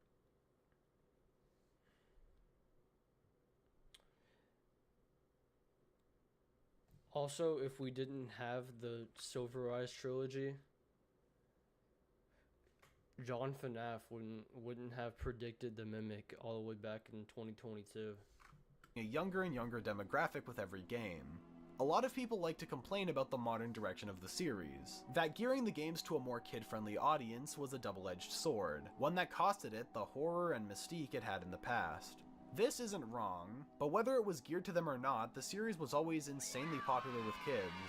And I think the modern direction does make a lot of sense. The FNAF series will live or die by the hands of the kids that grew up with it, but as those kids grow out of it, that fate will be passed down to a whole new generation of fans. It's kind of been happening since Security Breach. But I think the most interesting thing going on in all of this is that the series never forgot that original audience. Revival. A lot of these theories would actually go on to be right in the long run, but for all the wrong reasons. In FNAF 2, people thought there were 2 purple guys, because there were different shades of purple in the minigames. This was wrong at the time, but there are in fact 2 purple guys, William and Michael Afton. Salvage may not have been real, but the idea of multiple animatronics combining into one was used for future games. Sparky was a hoax, but then he appeared in the movie. Actually, the movies brought a lot of early theories to life. The phone guy is Afton, Mike dreams inside of the establishment, which is as close as we're getting to Dream Theory, and the animatronics aren't really bad guys, just misguided. I fucking hated the FNAF movie, bro. First of all, the movie is mid as fuck. And second of all, it just adds way more confusion to the fucking to the lore. I think this speaks volumes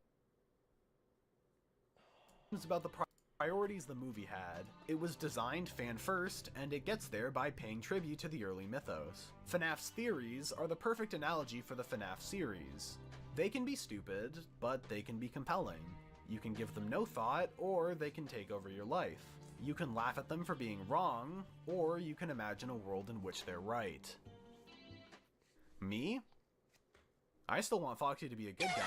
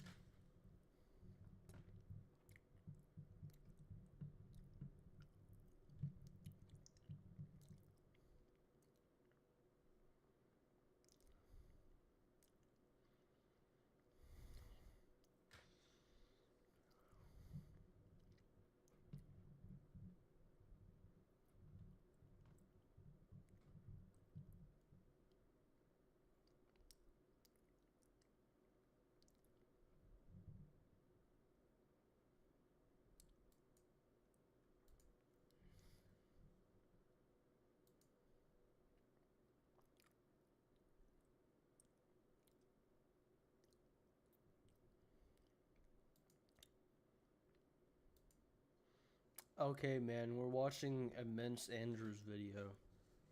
Hopefully this is fire.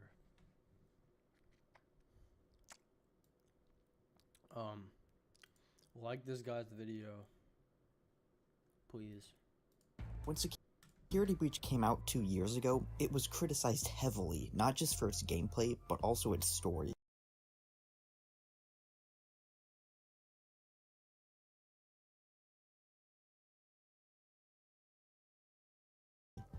In addition to the lacking plot and frustratingly vague lore, one of the biggest criticisms was that it seemed to undermine Pizzeria Simulator by seemingly bringing back every character who was supposed to have died, except Henry, because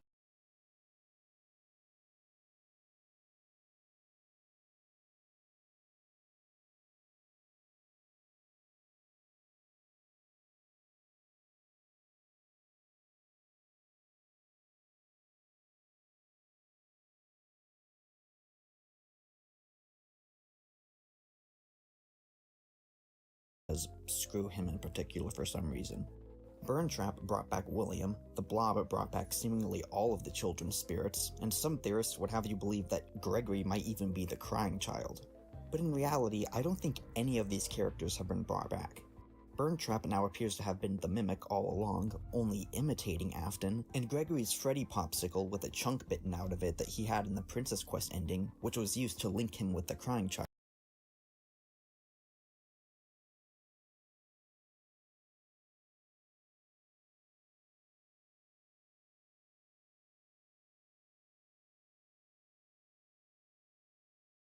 Has been replaced by a pink ice cream cone in Ruins Brazil ending, something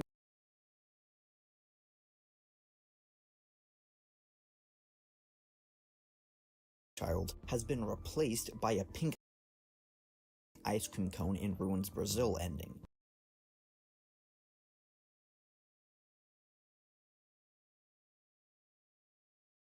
Something that had no reason to change unless Steelwool was trying to hint at the Freddy Popsicle not being significant and steering us away from that theory. I don't even think the Blob still has the spirits of the dead children, but that's a theory for another video. All in all, I don't think Security Breach undermined the ending that Pizzeria Simulator gave us for all the characters, with one exception. I think Michael Afton is the one character to have returned, but not as Glamrock Freddy like many have theorized. I think he straight up just survived the fire at the ending of Pizza Sim. How could he have survived the fire? For the poor soul that took on this job. Actually, I forgot exactly what he said. There was a way out for you. But I don't think that's what you want. Easy. He just walked out. Okay, yeah, that's not a very satisfying answer, and it would most definitely be a retcon. It was clearly the original intention for him to... Why wouldn't he have a gravestone on the hill if this was true? Hold on, let me look something up.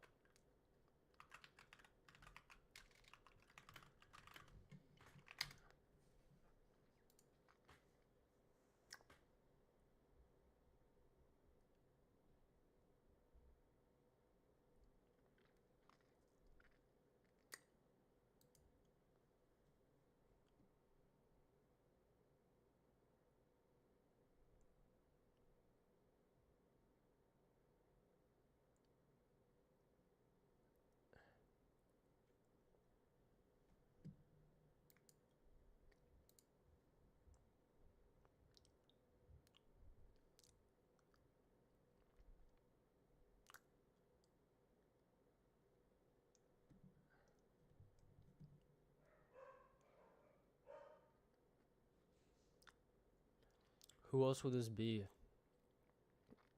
Elizabeth? No, this is supposed to be the MCI.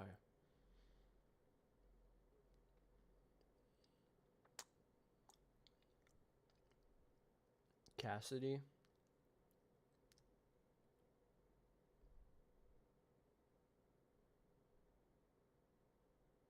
No, because Cassidy is still in UCN.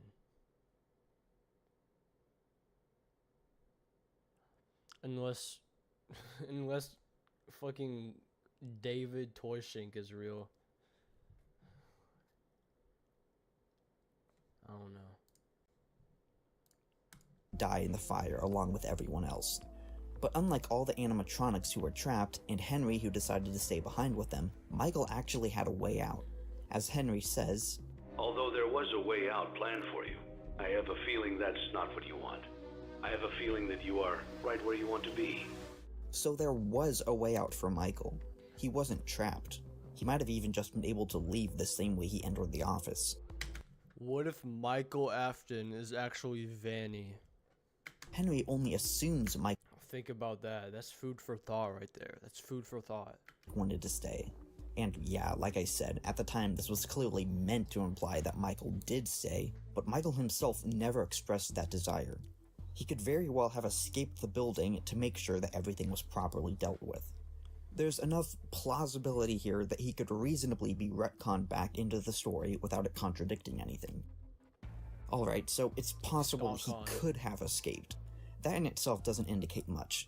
But over the past few years, there's been a trickle of hints that Michael Afton is still involved in the story. The first clue surfaced in 2021, a few months before Security Breach, when the scrapped FNAF AR emails were leaked.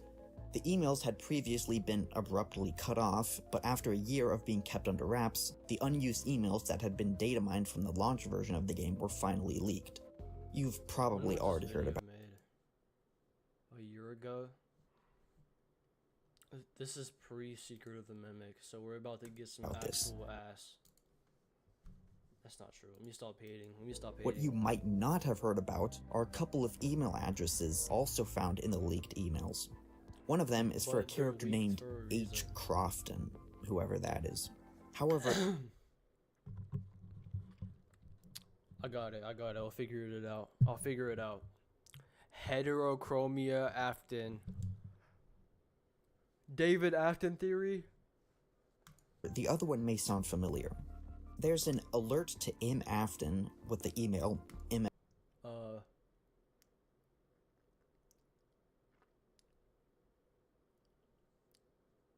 Matt Pat Afton theory? FTN, or M. Afton without the vowels, at bigbearmails.com. Clearly, M. Afton is short for Michael Afton. Dumbass. While this email address may have been scrapped, it's very strange that Michael Afton was ever considered to be put in special delivery since, you know, he's presumably dead by this point. Unless, of course, he isn't. This by itself is a smoking gun. Even if this can't be considered canon anymore, it still shows that Scott was willing to retcon Michael's implied death.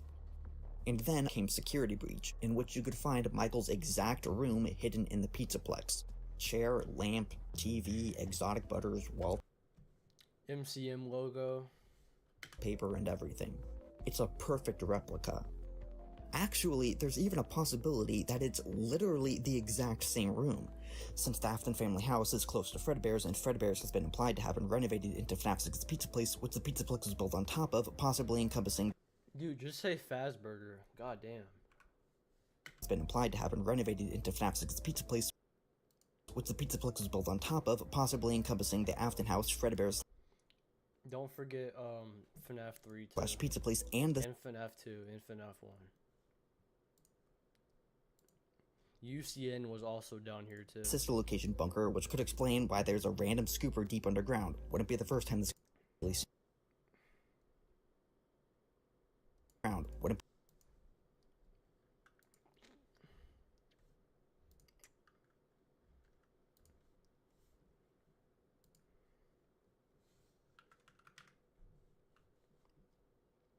Leaked. When Security Breach came out 2 years ago, it was criticized heavily, not just for its gameplay, but also its story. In addition to the lacking plot and frustratingly vague lore, one of the biggest criticisms was that it seemed to undermine Pizzeria Simulator by seemingly explain why there's a random scooper deep underground. Wouldn't be the first time the scooper's been redesigned. Was built on top of, possibly encompassing the Afton house, Fredbear's / Pizza Place, and the sister location bunker, which could explain why there's a random scooper deep underground. Wouldn't be the first time the scooper's been redesigned. No, you don't need to understand everything I just found. Wouldn't be the first time the scooper's been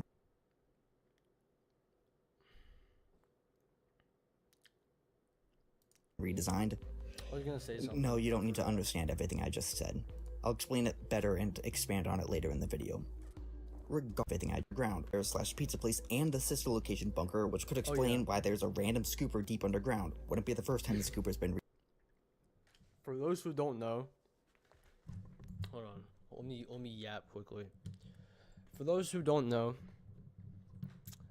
the reason that the scooper was redesigned is because the original purpose of this machine that William Afton made was to scoop the remnant out of the Funtime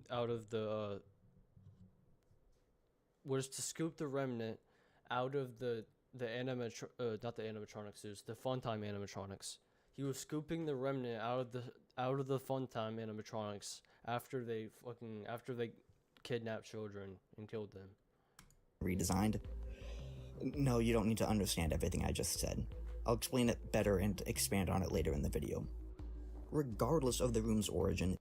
And the reason they redesigned it is because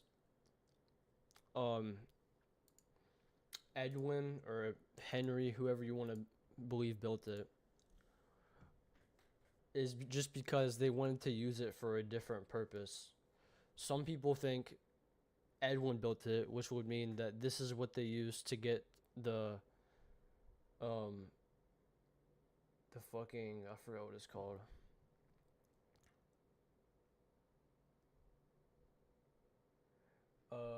Hold on, give me a second.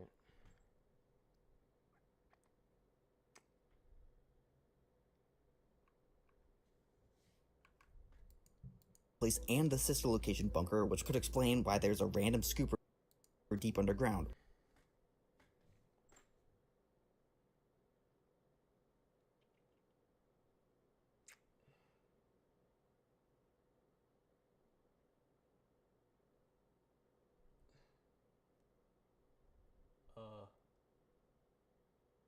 I forgot what I was gonna say. Some people think that Edwin made this so that he can get the suits off of the Mimic or some bullshit like that. I forgot what it was. It's something to do with the Mimic, but I forgot what it was. And some people, on the other hand, which is what I believe, is that Henry built this so that Henry made this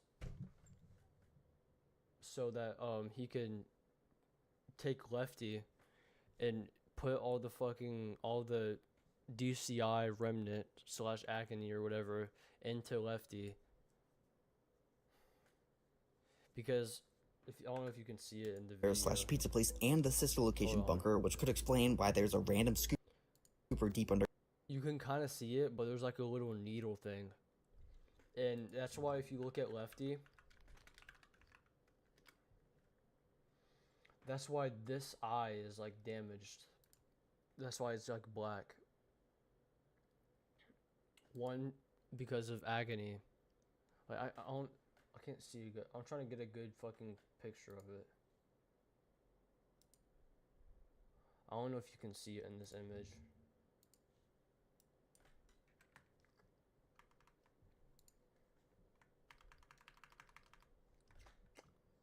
Oh, yeah, you can't see it, but they put the needle through his eye so they can inject all the remnant juice and shit into it, so he can have the DCI kids inside of him.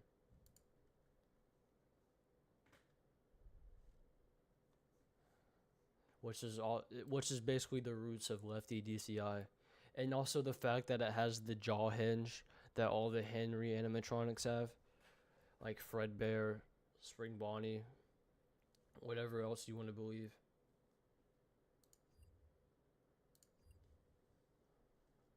Underground. Wouldn't be the first time the scooper's been redesigned. No, you don't need to understand everything I just said. I'll explain it better and expand on it later in the video. Regardless of the room's origin, this is weird. Why is it here? Who would build an exact replica of Michael's room, or decide to preserve only his room, and hide it deep?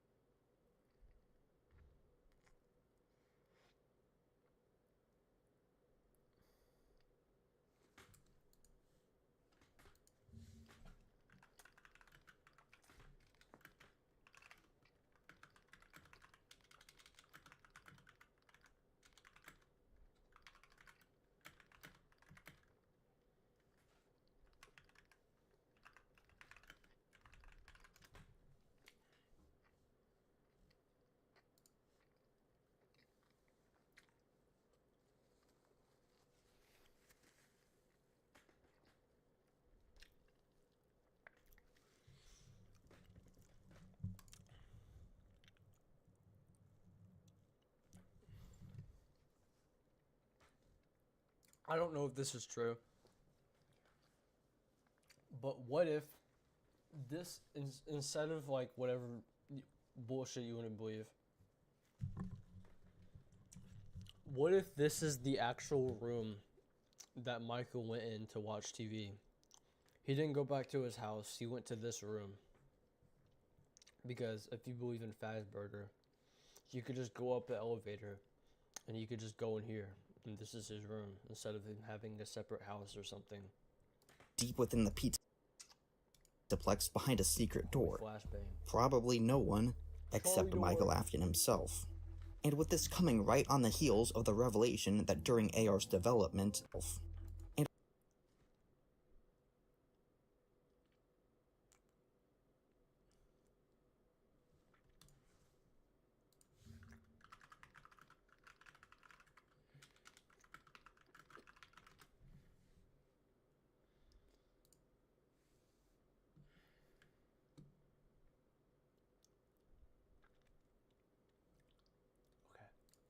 I'm just making sure.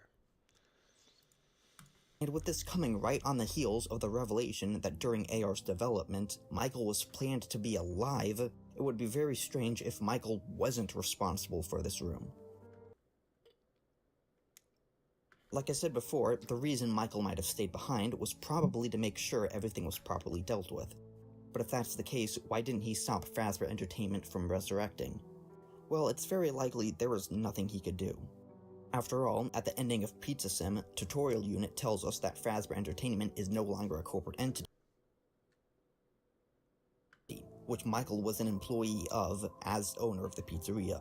There is no need for which Michael was an employee. Very likely there was nothing he could do. After all, at the ending of Pizza Sim, Tutorial Unit tells us that Michael might have stayed behind was probably to make sure everything was properly dealt with. But if that's the case, why didn't he stop Fazbear Entertainment from resurrecting? Well, it's very likely there was nothing he could do. After all, at the ending of Pizza Sim, Tutorial Unit tells us that Fazbear Entertainment is no longer a corporate entity, which Michael was an employee of as owner of the pizzeria. There is no need for you to return to work next week, as Fazbear Entertainment is no longer a corporate entity. So at the end of Pizza Sim, Michael is no longer part of the company, as Fazbear Entertainment has been dissolved. But then, how does Fazbear Entertainment even come back after being legally dissolved? Well, Security Breach and Tales from the Pizzaplex give us the answer. The first Tales epilogue introduces Fazbear Enterprises. Doesn't one of the I don't know if it's FNAF AR, but I think one of the FNAF AR emails has like something says something like Fazbear LLC, Freddy Fazbear LLC or something like that, which would mean that it's a completely different company than it was before. Seemingly the parent company of Fazbear Entertainment, and the Mimic reveals that Fazbear Enterprises was around even in the 70s. So although Fazbear Entertainment was dissolved, whoa.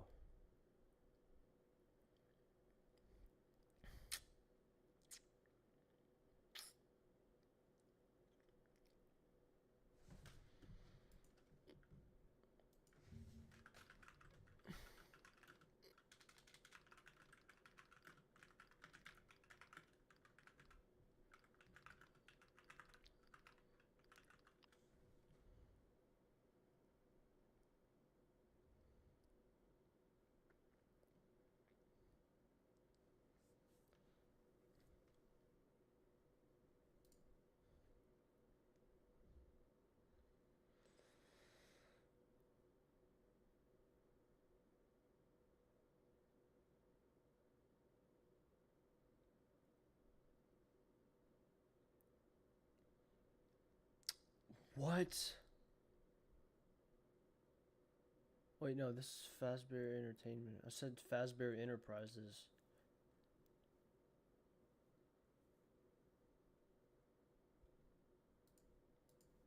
it appears that Fazbear Enterprises was not. So, after Pizza Sim, Fazbear Enterprises decides to just reform Fazbear Entertainment. And we know this happened because in Pizza Sim, the blueprints show that Fazbear Entertainment is a corporation, marked by the Inc. after the name. But in Security Breach, on Balloon World's title screen, we can see that the game is copyrighted by Fazbear Entertainment, LLC. Which would mean an LLC is a different type of business from a corporation. An LLC is owned by individuals, whereas a corporation is owned by the shareholders. So we can see that despite having the same name, the current Fazbear Entertainment is a legally distinct entity from the old one. Fuck. All of this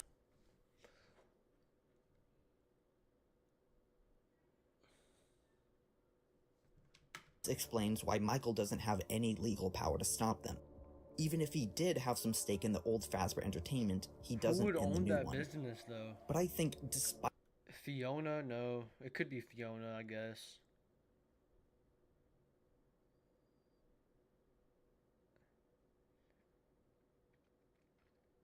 I don't know why my mind immediately went to Vanessa, because that would be so stupid. I guess it could be Edwin. If he was alive. Would Fiona or F10, would F10 be able to make a fucking company? I don't know if it's that advanced. I don't know if it could do all that shit.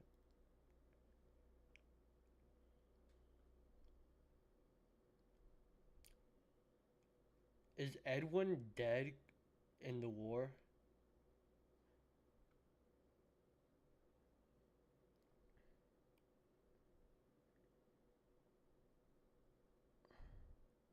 I mean, it implies that in the fucking the thing, in the cutscene or whatever, the tape, that Edwin was like in a fire, like the mimic thing. But there's no confirmation on whether he died in that or if he survived. this, he's still fighting against them. If he made a hideout in the Pizzaplex, it's obvious that he's at the very least spying on Fazbear Entertainment, and we get a hint of his purpose from the code on the room's wall. Break and mend, I built the breath they hunt now, drawn to life, not real, still keen, and frit and fraught with thought and zest and jest, Frit. no blunt woes. Dodge, duck, flash, shoot, crawl, run, crush the vile band.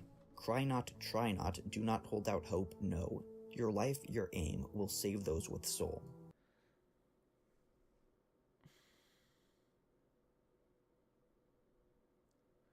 Is this the fucking mimic, bro?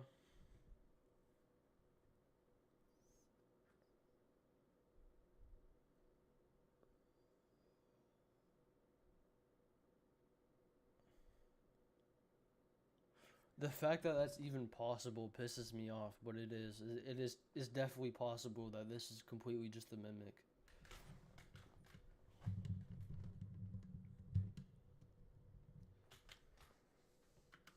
Before I explain what I think this means, I want to get a couple of things straight.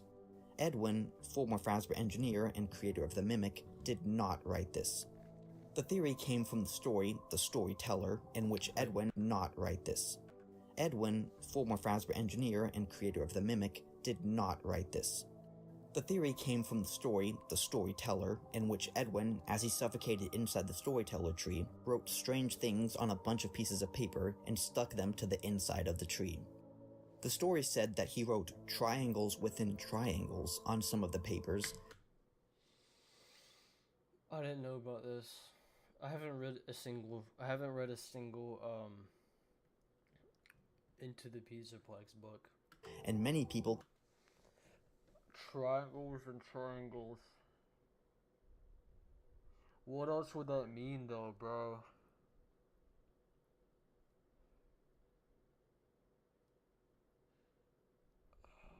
Fuck. quickly connected that to this wall code. However, triangles within triangles was cherry-picked from a list of other strange things that Edwin drew.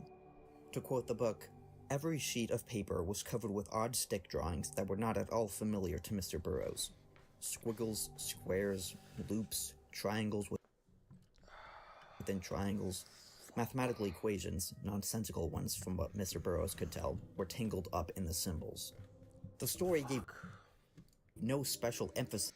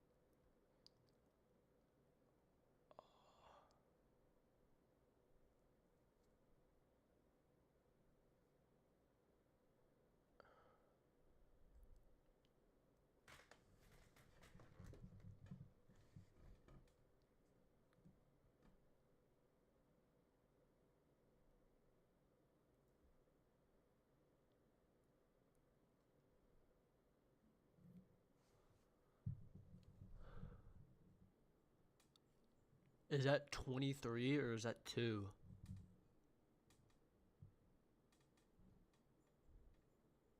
Oh, it's 1, 2, 3. Oh.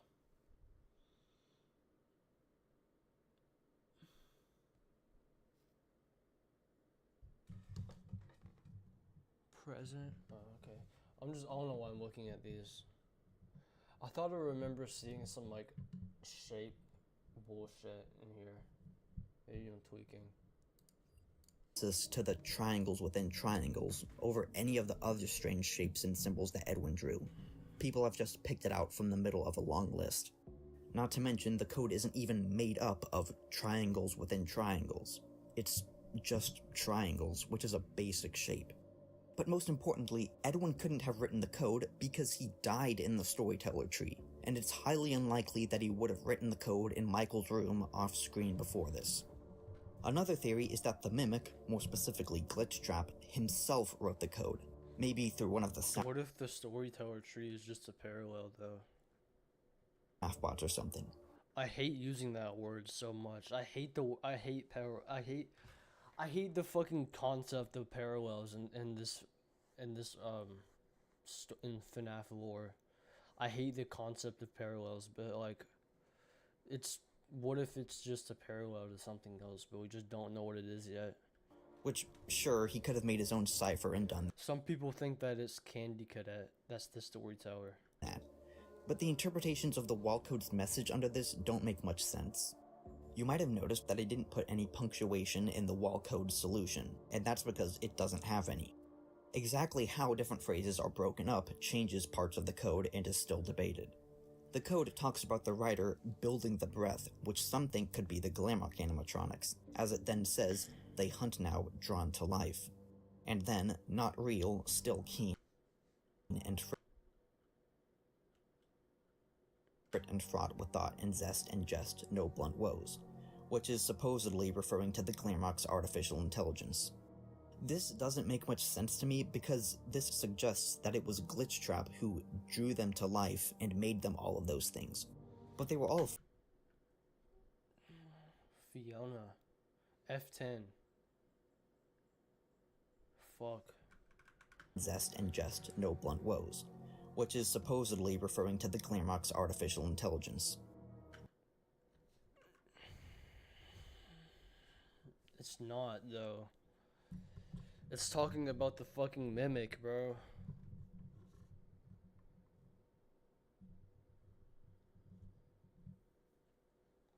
It's talking about the Mimic. Woes, which is supposedly referring to the Glamrock's Mimic artificial AI. intelligence. This doesn't make much sense to me because this suggests that it was Glitchtrap who drew But Glitch Duo. Glitchtrap is the Mimic, so that means he's literally talking about the Mimic and when he's saying them this. to life and made them all of those things. What he's saying right now is correct. It is Glitchtrap. Like, it basically is Glitchtrap because Glitchtrap is the Mimic. Or But they F10 or whatever you want to were call all it. fully intelligent prior to Glitchtrap entering the Pizzaplex, and Freddy being in safe mode throughout Security Breach, isolated from the Glitchtrap virus, proves this. All the virus did was alter their personality, isolated from the Glitchtrap virus. Glitchtrap virus is crazy. It's F10. Proves this. All the virus did was alter their personality and behavior. But the rest of the code is where the real problems lie. Dodge, duck, flash, shoot, crawl, run, crush the vile band. Why Crush the vile band? The vile band? is Glitchtrap telling us to literally destroy the Glamrocks? He's not. He's telling us to destroy the Mimic. The F10 and the Mimic, I think.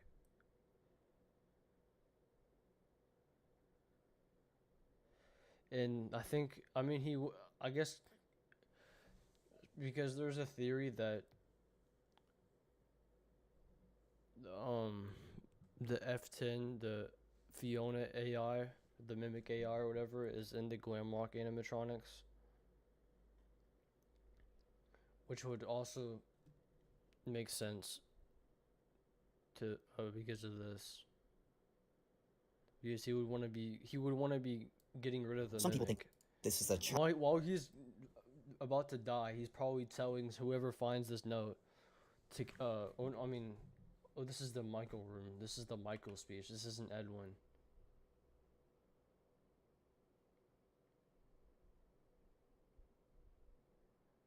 It has to be the mimic. It has to be, or like F10, M2, whatever. It has to be some sort of mimic thing, bro.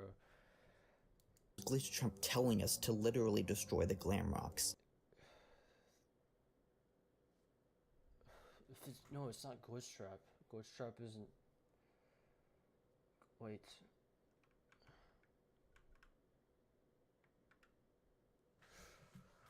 No. Oh, fuck. I don't know, bro. Wait. All the virus demo was Glitch Trap who drew them to life and made them all of those things. But they were all fully intelligent prior to Glitch Trap entering the pizza plant. The Mose, Keen, and Fritter building the breath, which some think could be the Glamrock animatronic.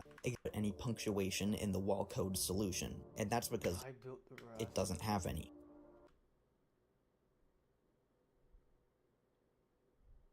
I built the breath they hunt now. Who was they? Who was they? Who was they? Who was they? Is it Gregory?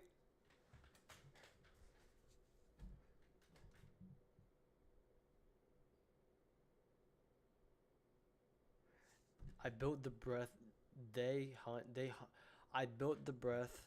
I built the breath, which would be Gregory, I think. And then they is referring to either the Glamrock animatronics or the Mimic. Or both. It could be both. I build the breath they hunt now. Drawn to life, not real still. Keen.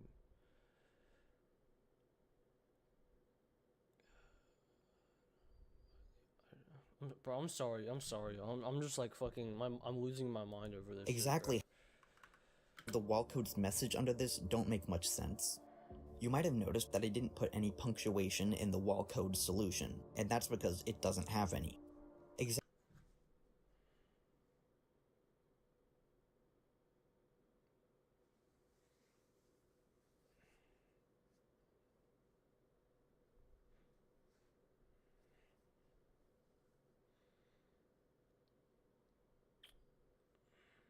Who would be writing this though? And why is it in Michael's room? I don't think it's Michael that wrote this. That wouldn't make sense. The only the only thing I can think of is like Edwin or like fucking Edwin or who else? No, wait, no, because who else would be trying to get rid of the Mimic right now? Because it says, I built the breath they hunt now. And who they hunt now has to be Gregory, right? Because that's what the Glamrocks are hunting Gregory. I built the breath they hunt now. I built the breath they hunt now.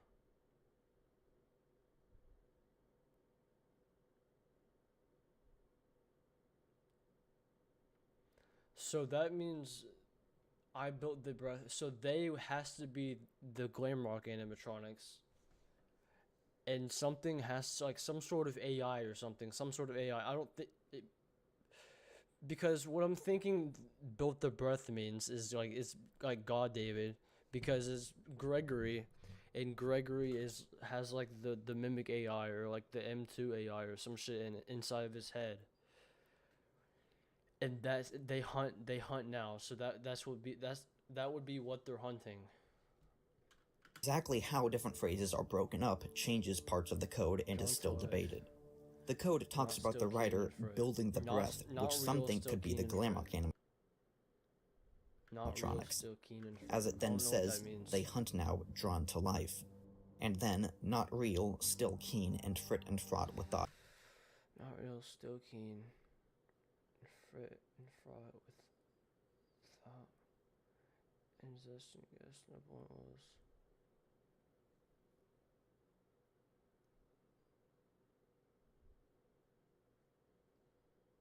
In Zest and Jest No Blunt Woes, which is supposedly referring to the Glamrock's artificial intelligence.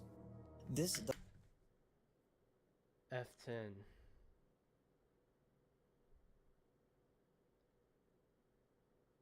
doesn't make much sense to me because this suggests that it was Glitchtrap who drew them to life and made them all of those things. But they were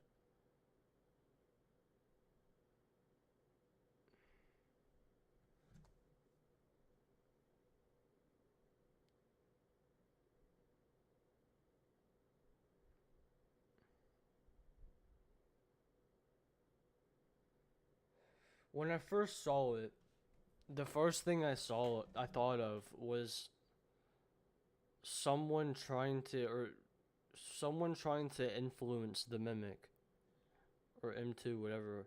I don't know if because M2 is Gregory, so someone trying to influence the Mimic, which is M2. So someone's trying to influence the Mimic.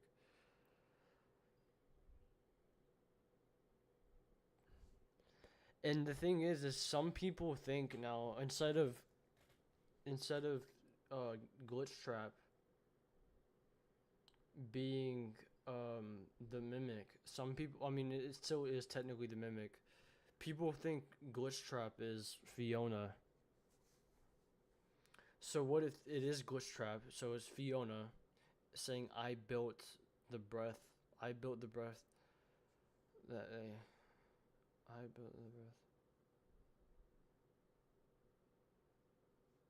We're all fully intelligent. Alright, I've been on this for way too long.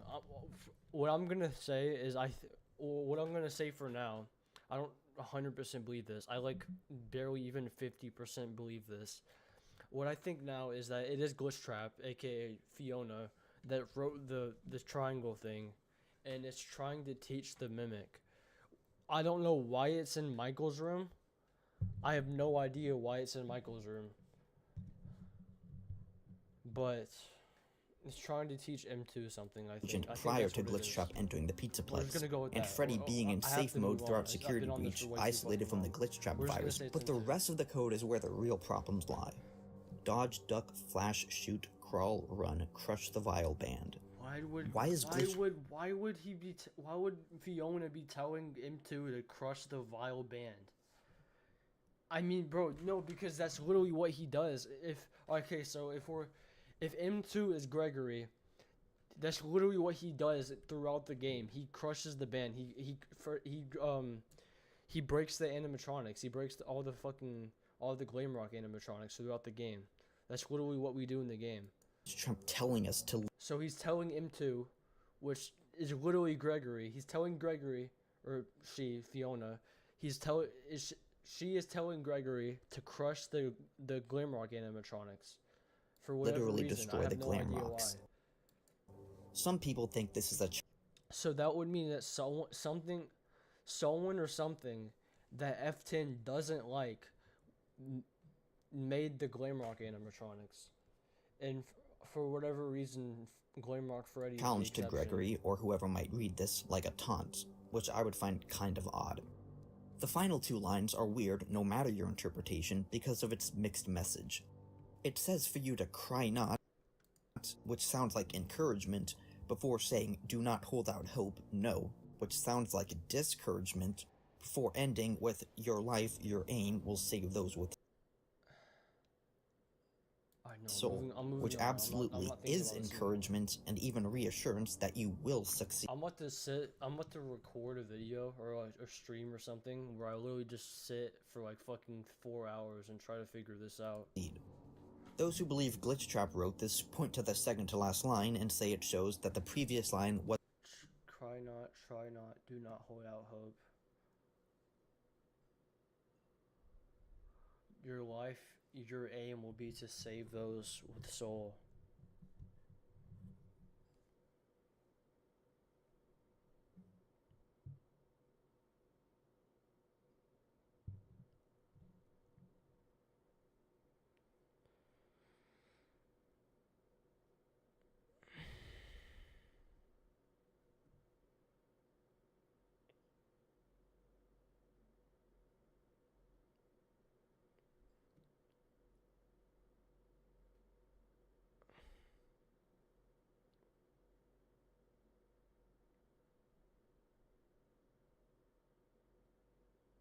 wasn't a command.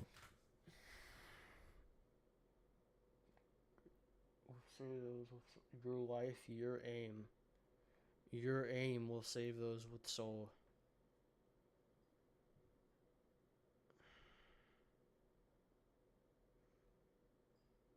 Why would that be M2 though? Why would your aim will save those with soul? That I don't think that doesn't sound like M2 anymore.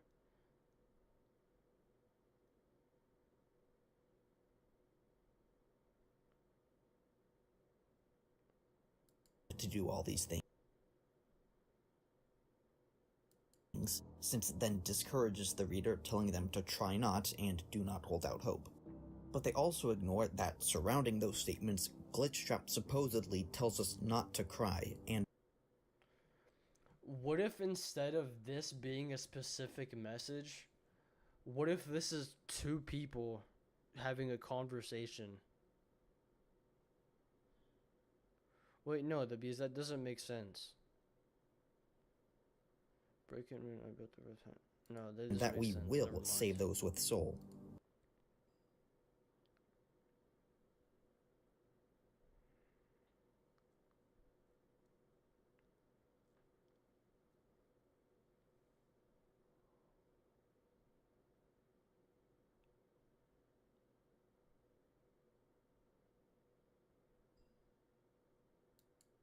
Allow me to instead propose a different interpretation of the code. Okay. If the code is in Michael's room, which he's kept secret, wouldn't it make the most sense for Michael to have written it? I think the code was written by Michael about Gregory and for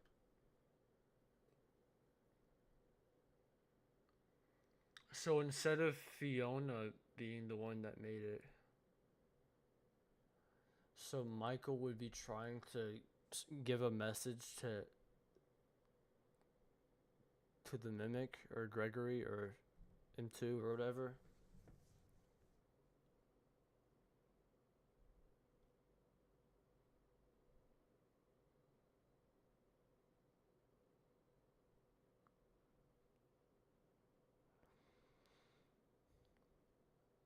So it's either F10 or it's Mike. The person that is directed to obviously has to be M2 or Gregory. It literally has, like, there's no other person it could be. I mean, it could be Vanny, but I don't think that doesn't make sense.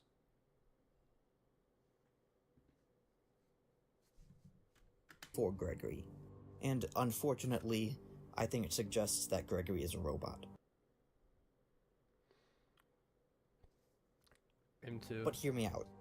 There are many ways to break up the first two lines due to a lack of punctuation, but the most popular one is break and mend. I built the breath. They hunt.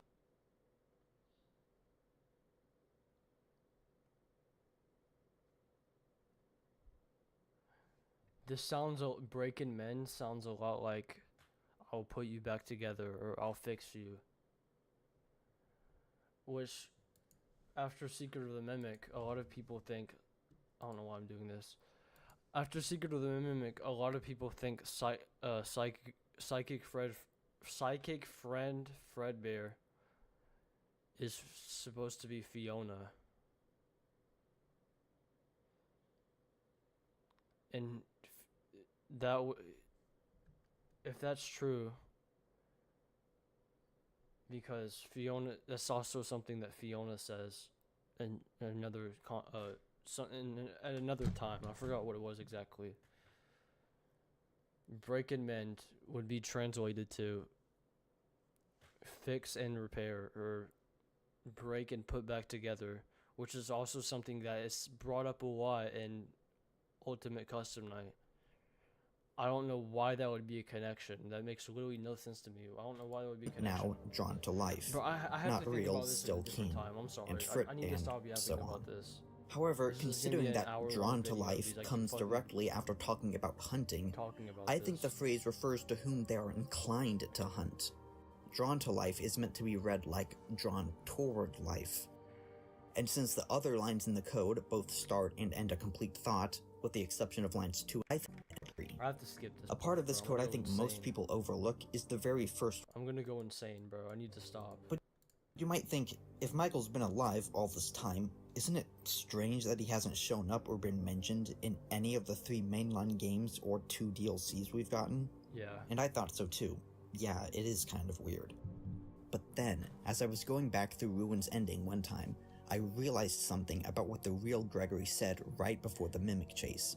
And it's something that I think went over the heads of the vast majority of people. Gregory tells us this. My friend has access to the building maps. Just follow instructions.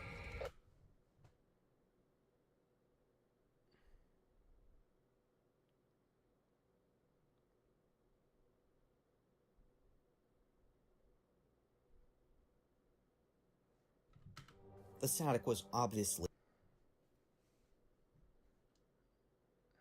intentionally placed to conceal the identity of Gregory's friend. It's a pronoun.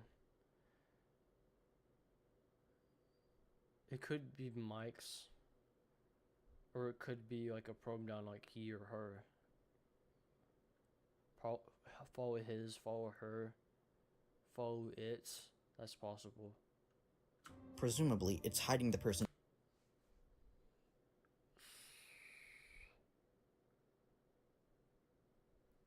gender by censoring their pronoun.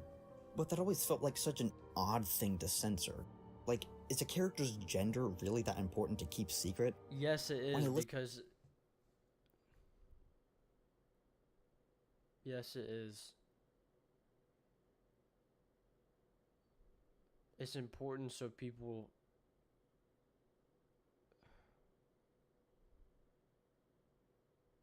My bad.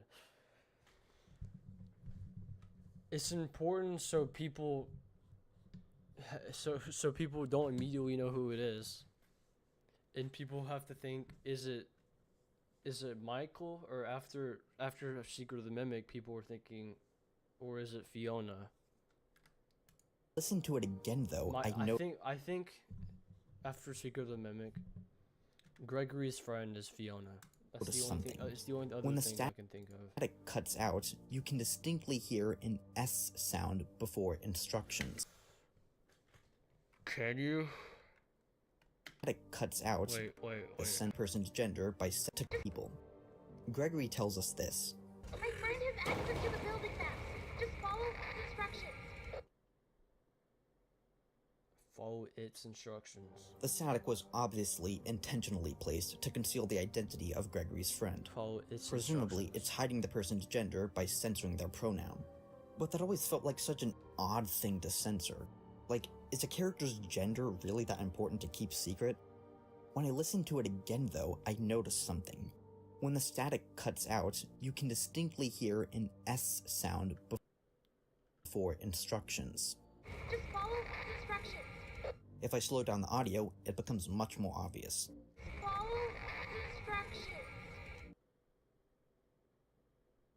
instructions. Follow its instructions. This struck me as such an odd detail. You could also connect that to dispatch, because you follow dispatch's instructions.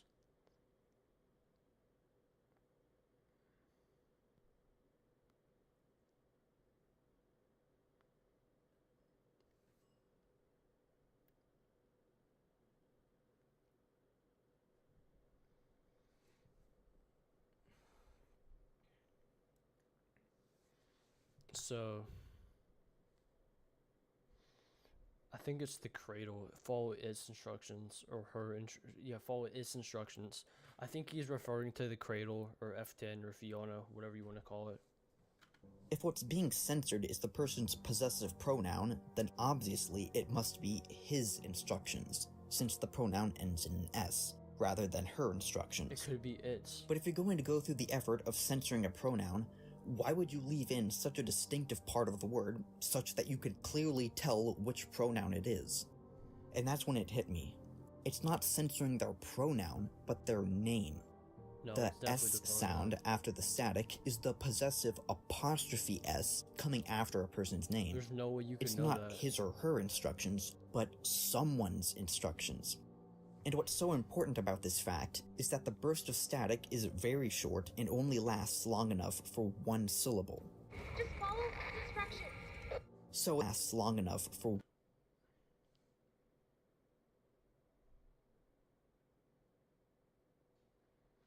I just realized that this map looks like this map looks like the fucking, oh yeah, it does. It looks like the Proto Freddy's map. one syllable. Just follow the instructions. So the name of Gregory's friend must be only one syllable long. And you know that if the game is censoring their name, it must be a pre-existing character. There's no reason to censor a name like Craig or something if it doesn't mean anything to anyone. And when I think about all the characters in FNAF who aren't random book characters and have actually been somewhat important... This also looks like the map under the pizza There's place, only a too. single one-syllable name I can think of. Mike. Because it has the vent in the middle, and it has the two doors. And yes, Michael would go by Mike, as he has in FNAF 1, Sister Location, The Logbook, and even the scrapped Fazbear Fright story, You're the Band. When you consider that Michael is probably responsible for wiping Gregory's mind and setting him against the Glamrocks,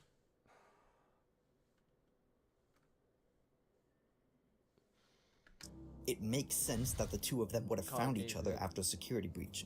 And even if that's not the case, they'd still have similar goals, being against the Mimic. But when I came to the realization that Gregory's friend must be Michael, something else about Ruins ending clicked into place. I feel like I'm not the only one who found it odd that Gregory's friend just had building maps of these deep underground tunnels and strange rooms. And I mean, this is deep below the Pizzaplex. This would make sense if it's F10. Why is there even stuff built down here that's separate from the pizza place? And what's up with the scooping room? But then everything clicked together. It's not Pizzaplex maps that Gregory's friend has access to. It's the maps of Circus Baby's entertainment and rental, the sister location bunker. Okay, now it's time for me to better explain. What the fuck is this dude talking about, bro? The short tangent I went on about the FNAF 6 pizza place being Fredbear's, which connects to the sister location bunker, all of which is underneath the Pizzaplex. There have been hints that FNAF 6's pizza place is actually the old Fredbear's location, just renovated. In the security puppet minigame, the back alley looks just like the pizza place's back alley in the rare screens, with the posters, trash can. Yeah, it's FNAF 6, Fredbear's, FNAF 2, Circus Baby's Pizza World, it's all of them. And trash bags. This could indicate that they're showing the outside of the same building. And yes, I think Charlie died in Fredbear's, not Freddy's. If the pizza place is the renovated building where Charlie died, it would have to be Fredbear's rather than the original both, though, Freddy's for reasons. The biggest argument against Charlie it could be in 1987, it could be in 1985, and it could be in 1983. If all three of those locations are in the exact same place, then it's possible for all three of them to be correct. Dying at Fredbear's is that Cake Bear is brown, which means he can't be Fredbear. But this is no longer a valid objection, since we now have designs of Fredbear depicting him as brown with black accessories. But back to evidence of the pizza place being Fredbear's. In Security Breach, there's an arcade cabinet with art depicting a burning building and the ghosts of a bear and rabbit rising out of. Fuck. I've never seen this. And if it seems like a stretch to connect this to Fredbear's Family Diner, the arcade game this is for is Fredbear's Nom Nom Bites. The building in this artwork is definitely supposed to be Fredbear's, and it would be very strange to depict Shut the fuck up, because there's also a fucking Fetch arcade game. Fredbear's burning down and spirits being released from it, which never happened, unless it was the same building as the pizza place where that did happen. There's also the Fredbear cutout during the Mimic chase in Ruin. Although the file name for it is 70s Freddy, it's clearly the same Fredbear design as the old Fredbear's posters we got in Security Breach. Also, given that one of these posters refers to Fredbear as Freddy, it seems like Fredbear and Freddy were once the same character, Fredbear being a nickname of Freddy Fazbear. The fact that an old Fredbear cutout from the 70s is deep below ground close to the FNAF 6 pizza place means that it probably came from there. And that would make the most sense if the Pizzaplex was also Fredbear's family diner, where stuff like this would have been stored for decades. It's important to establish that they're the same building, because the breaker room map from Sister Location shows us that Fredbear's is connected to the Sister Location. What else could this be, though? I don't even know. If it's not Fredbear's, I have no idea what else this could be.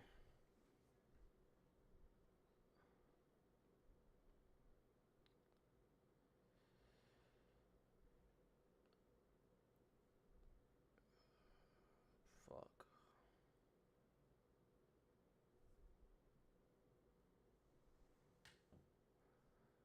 Yeah, people also say that this looks like the layout for the minigame house in FNAF 4. So this would be where the cryo charge room is. You would go through here. This is where the TV is. Wait, no, this is where this. So you walk through here. This is where the clock is, right? And then you walk in here. This is the sister's room. And then you walk over here. This is the TV room. And then you walk out. You go through the street. And then you come here, and this is Fredbear's Location bunker, which means that the FNAF 6 pizza place is also connected to the bunker. And since the Pizzaplex was built on top of the pizza place, the Pizzaplex is also on top of the bunker. This is why I said Michael's room in the Pizzaplex might actually be the same room rather than a replica, because it has the since map. the Afton's house is so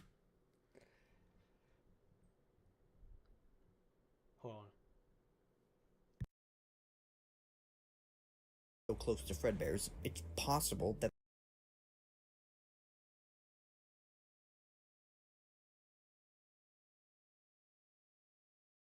the vast size of the Pizzaplex also encompassed their old house. But what's most important is I didn't realize my mic was muted. What I said was What I said was I'm surprised that people haven't made some crazy ass crack theories about the fact that fucking the FNAF 3 map is in Secret of the Mimic. Since the Afton's house is so close to Fredbear's, it's possible that the vast size of the Pizzaplex also encompassed their old house. But what's most important is that since the Pizzaplex sank deep underground because of the sinkhole, it should be very close to the Sister Location bunker, which is also deep underground. All of this was a theory I had before Ruin came out, and it seems like Ruin proved this right. Because underground, as we travel away from the pizza place through a series of tunnels, we enter a different underground building. A building which has an elevator to the surface, meaning that these rooms were originally built underground. This is the Edwin elevator. This isn't that elevator. As opposed to falling down here from a sinkhole like the pizza place. But even more conclusive than this is that there's a scooping room in the building, with, of course, a scooper. We can even see that it has a needle built into it, which would be for injecting remnants. But I guess there could be 2 elevators in the Sister Location building too, for the bunker. Does manually in the novels. More than likely, this is actually the scooper and the scooping room from the Sister Location bunker. But let's address the elephant in the room. This doesn't quite look like the scooper we've seen before. But this isn't the first time the scooper has been redesigned. In Pizzeria Simulator, there are noticeable differences between the scooper's blueprint and the scooper in Sister Location, but they're clearly meant to be the same. I will say, this is definitely a more dramatic change, but we've seen multiple redesigns in the Steel Wool era of games.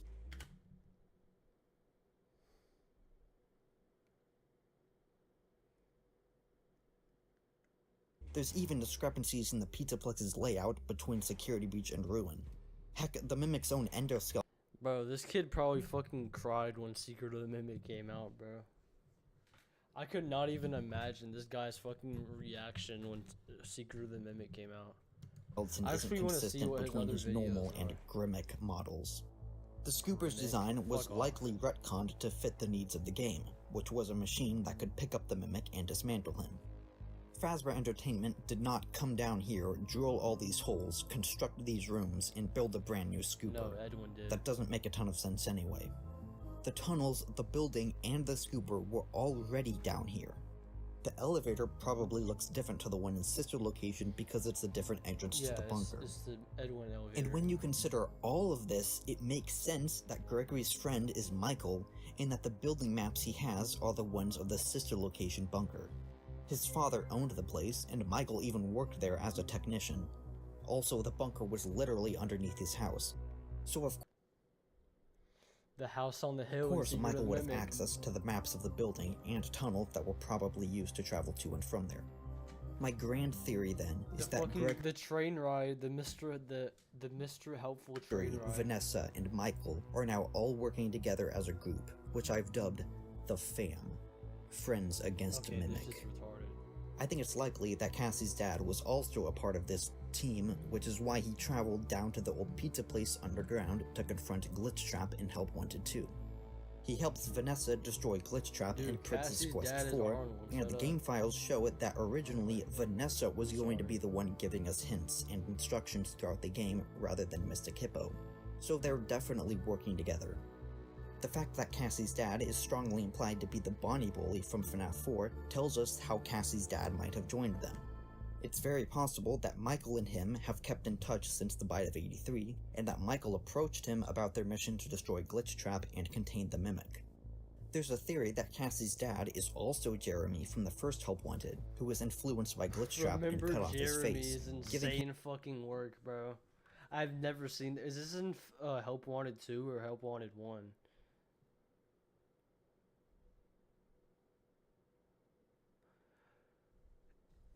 Okay, so I don't know if this is talking about the Jeremy in Help Wanted 1, like in the tapes, or if this is talking about Jeremy in FNAF 2. Bro, that would be crazy if it was FNAF, if it's talking about FNAF 2. Jeremy from the first Help Wanted, who was influenced by Glitchtrap and cut off his face, giving him extra motivation. Not Glitchtrap, the Vandy Mask. To go and defeat Glitchtrap, but I won't go into that. Also in Ruin, two of the collectibles are Foxy Mask and Bonnie Mask, but strangely not a Freddy or Chica mask. This is probably because the masks correlate to the range. Also in Ruin, two of the collectibles are Foxy Mask and Bonnie Mask, but strangely not a Freddy or Chica mask.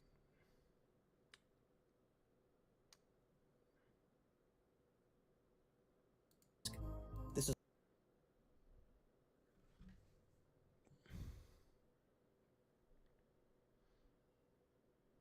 the only thing I can think of to counter this is the Moon.exe thing with the masks, because it has Foxy, Freddy, and Bonnie.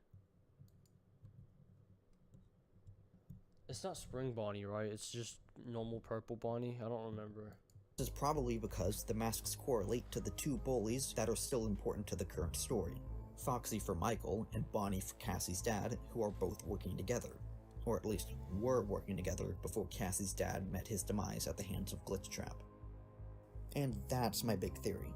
Not only that Michael is still alive, but that he's working together with our other protagonists, Gregory and Vanessa. Together they are Friends Against Mimic. I call the theory Mimic Fam. Although I'm aware that would essentially stand for Mimic bro. Friends Against Mimic. Mimic Fam? I'm open to suggestions. But if you want to see more theories like this, make sure to subscribe. Leave a like if you liked the video, and let me know what you think. This video is so gas. I love you. I like this video, bro. I want to see what other videos this guy has.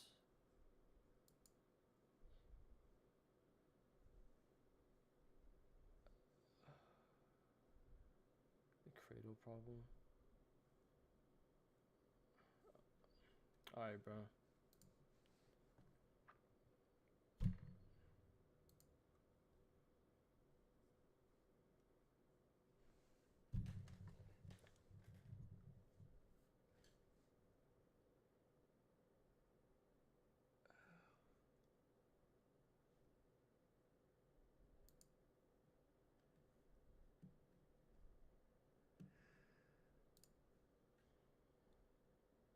I might end stream in a minute, bro.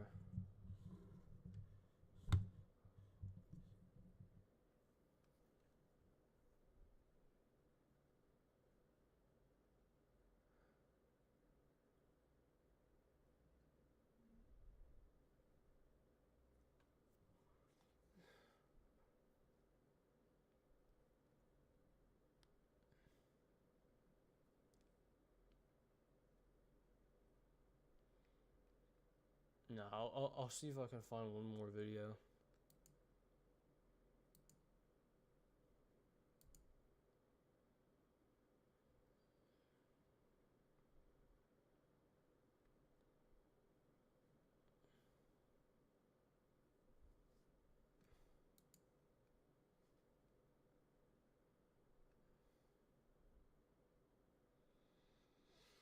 I'm gonna go get some water quickly. Hold on.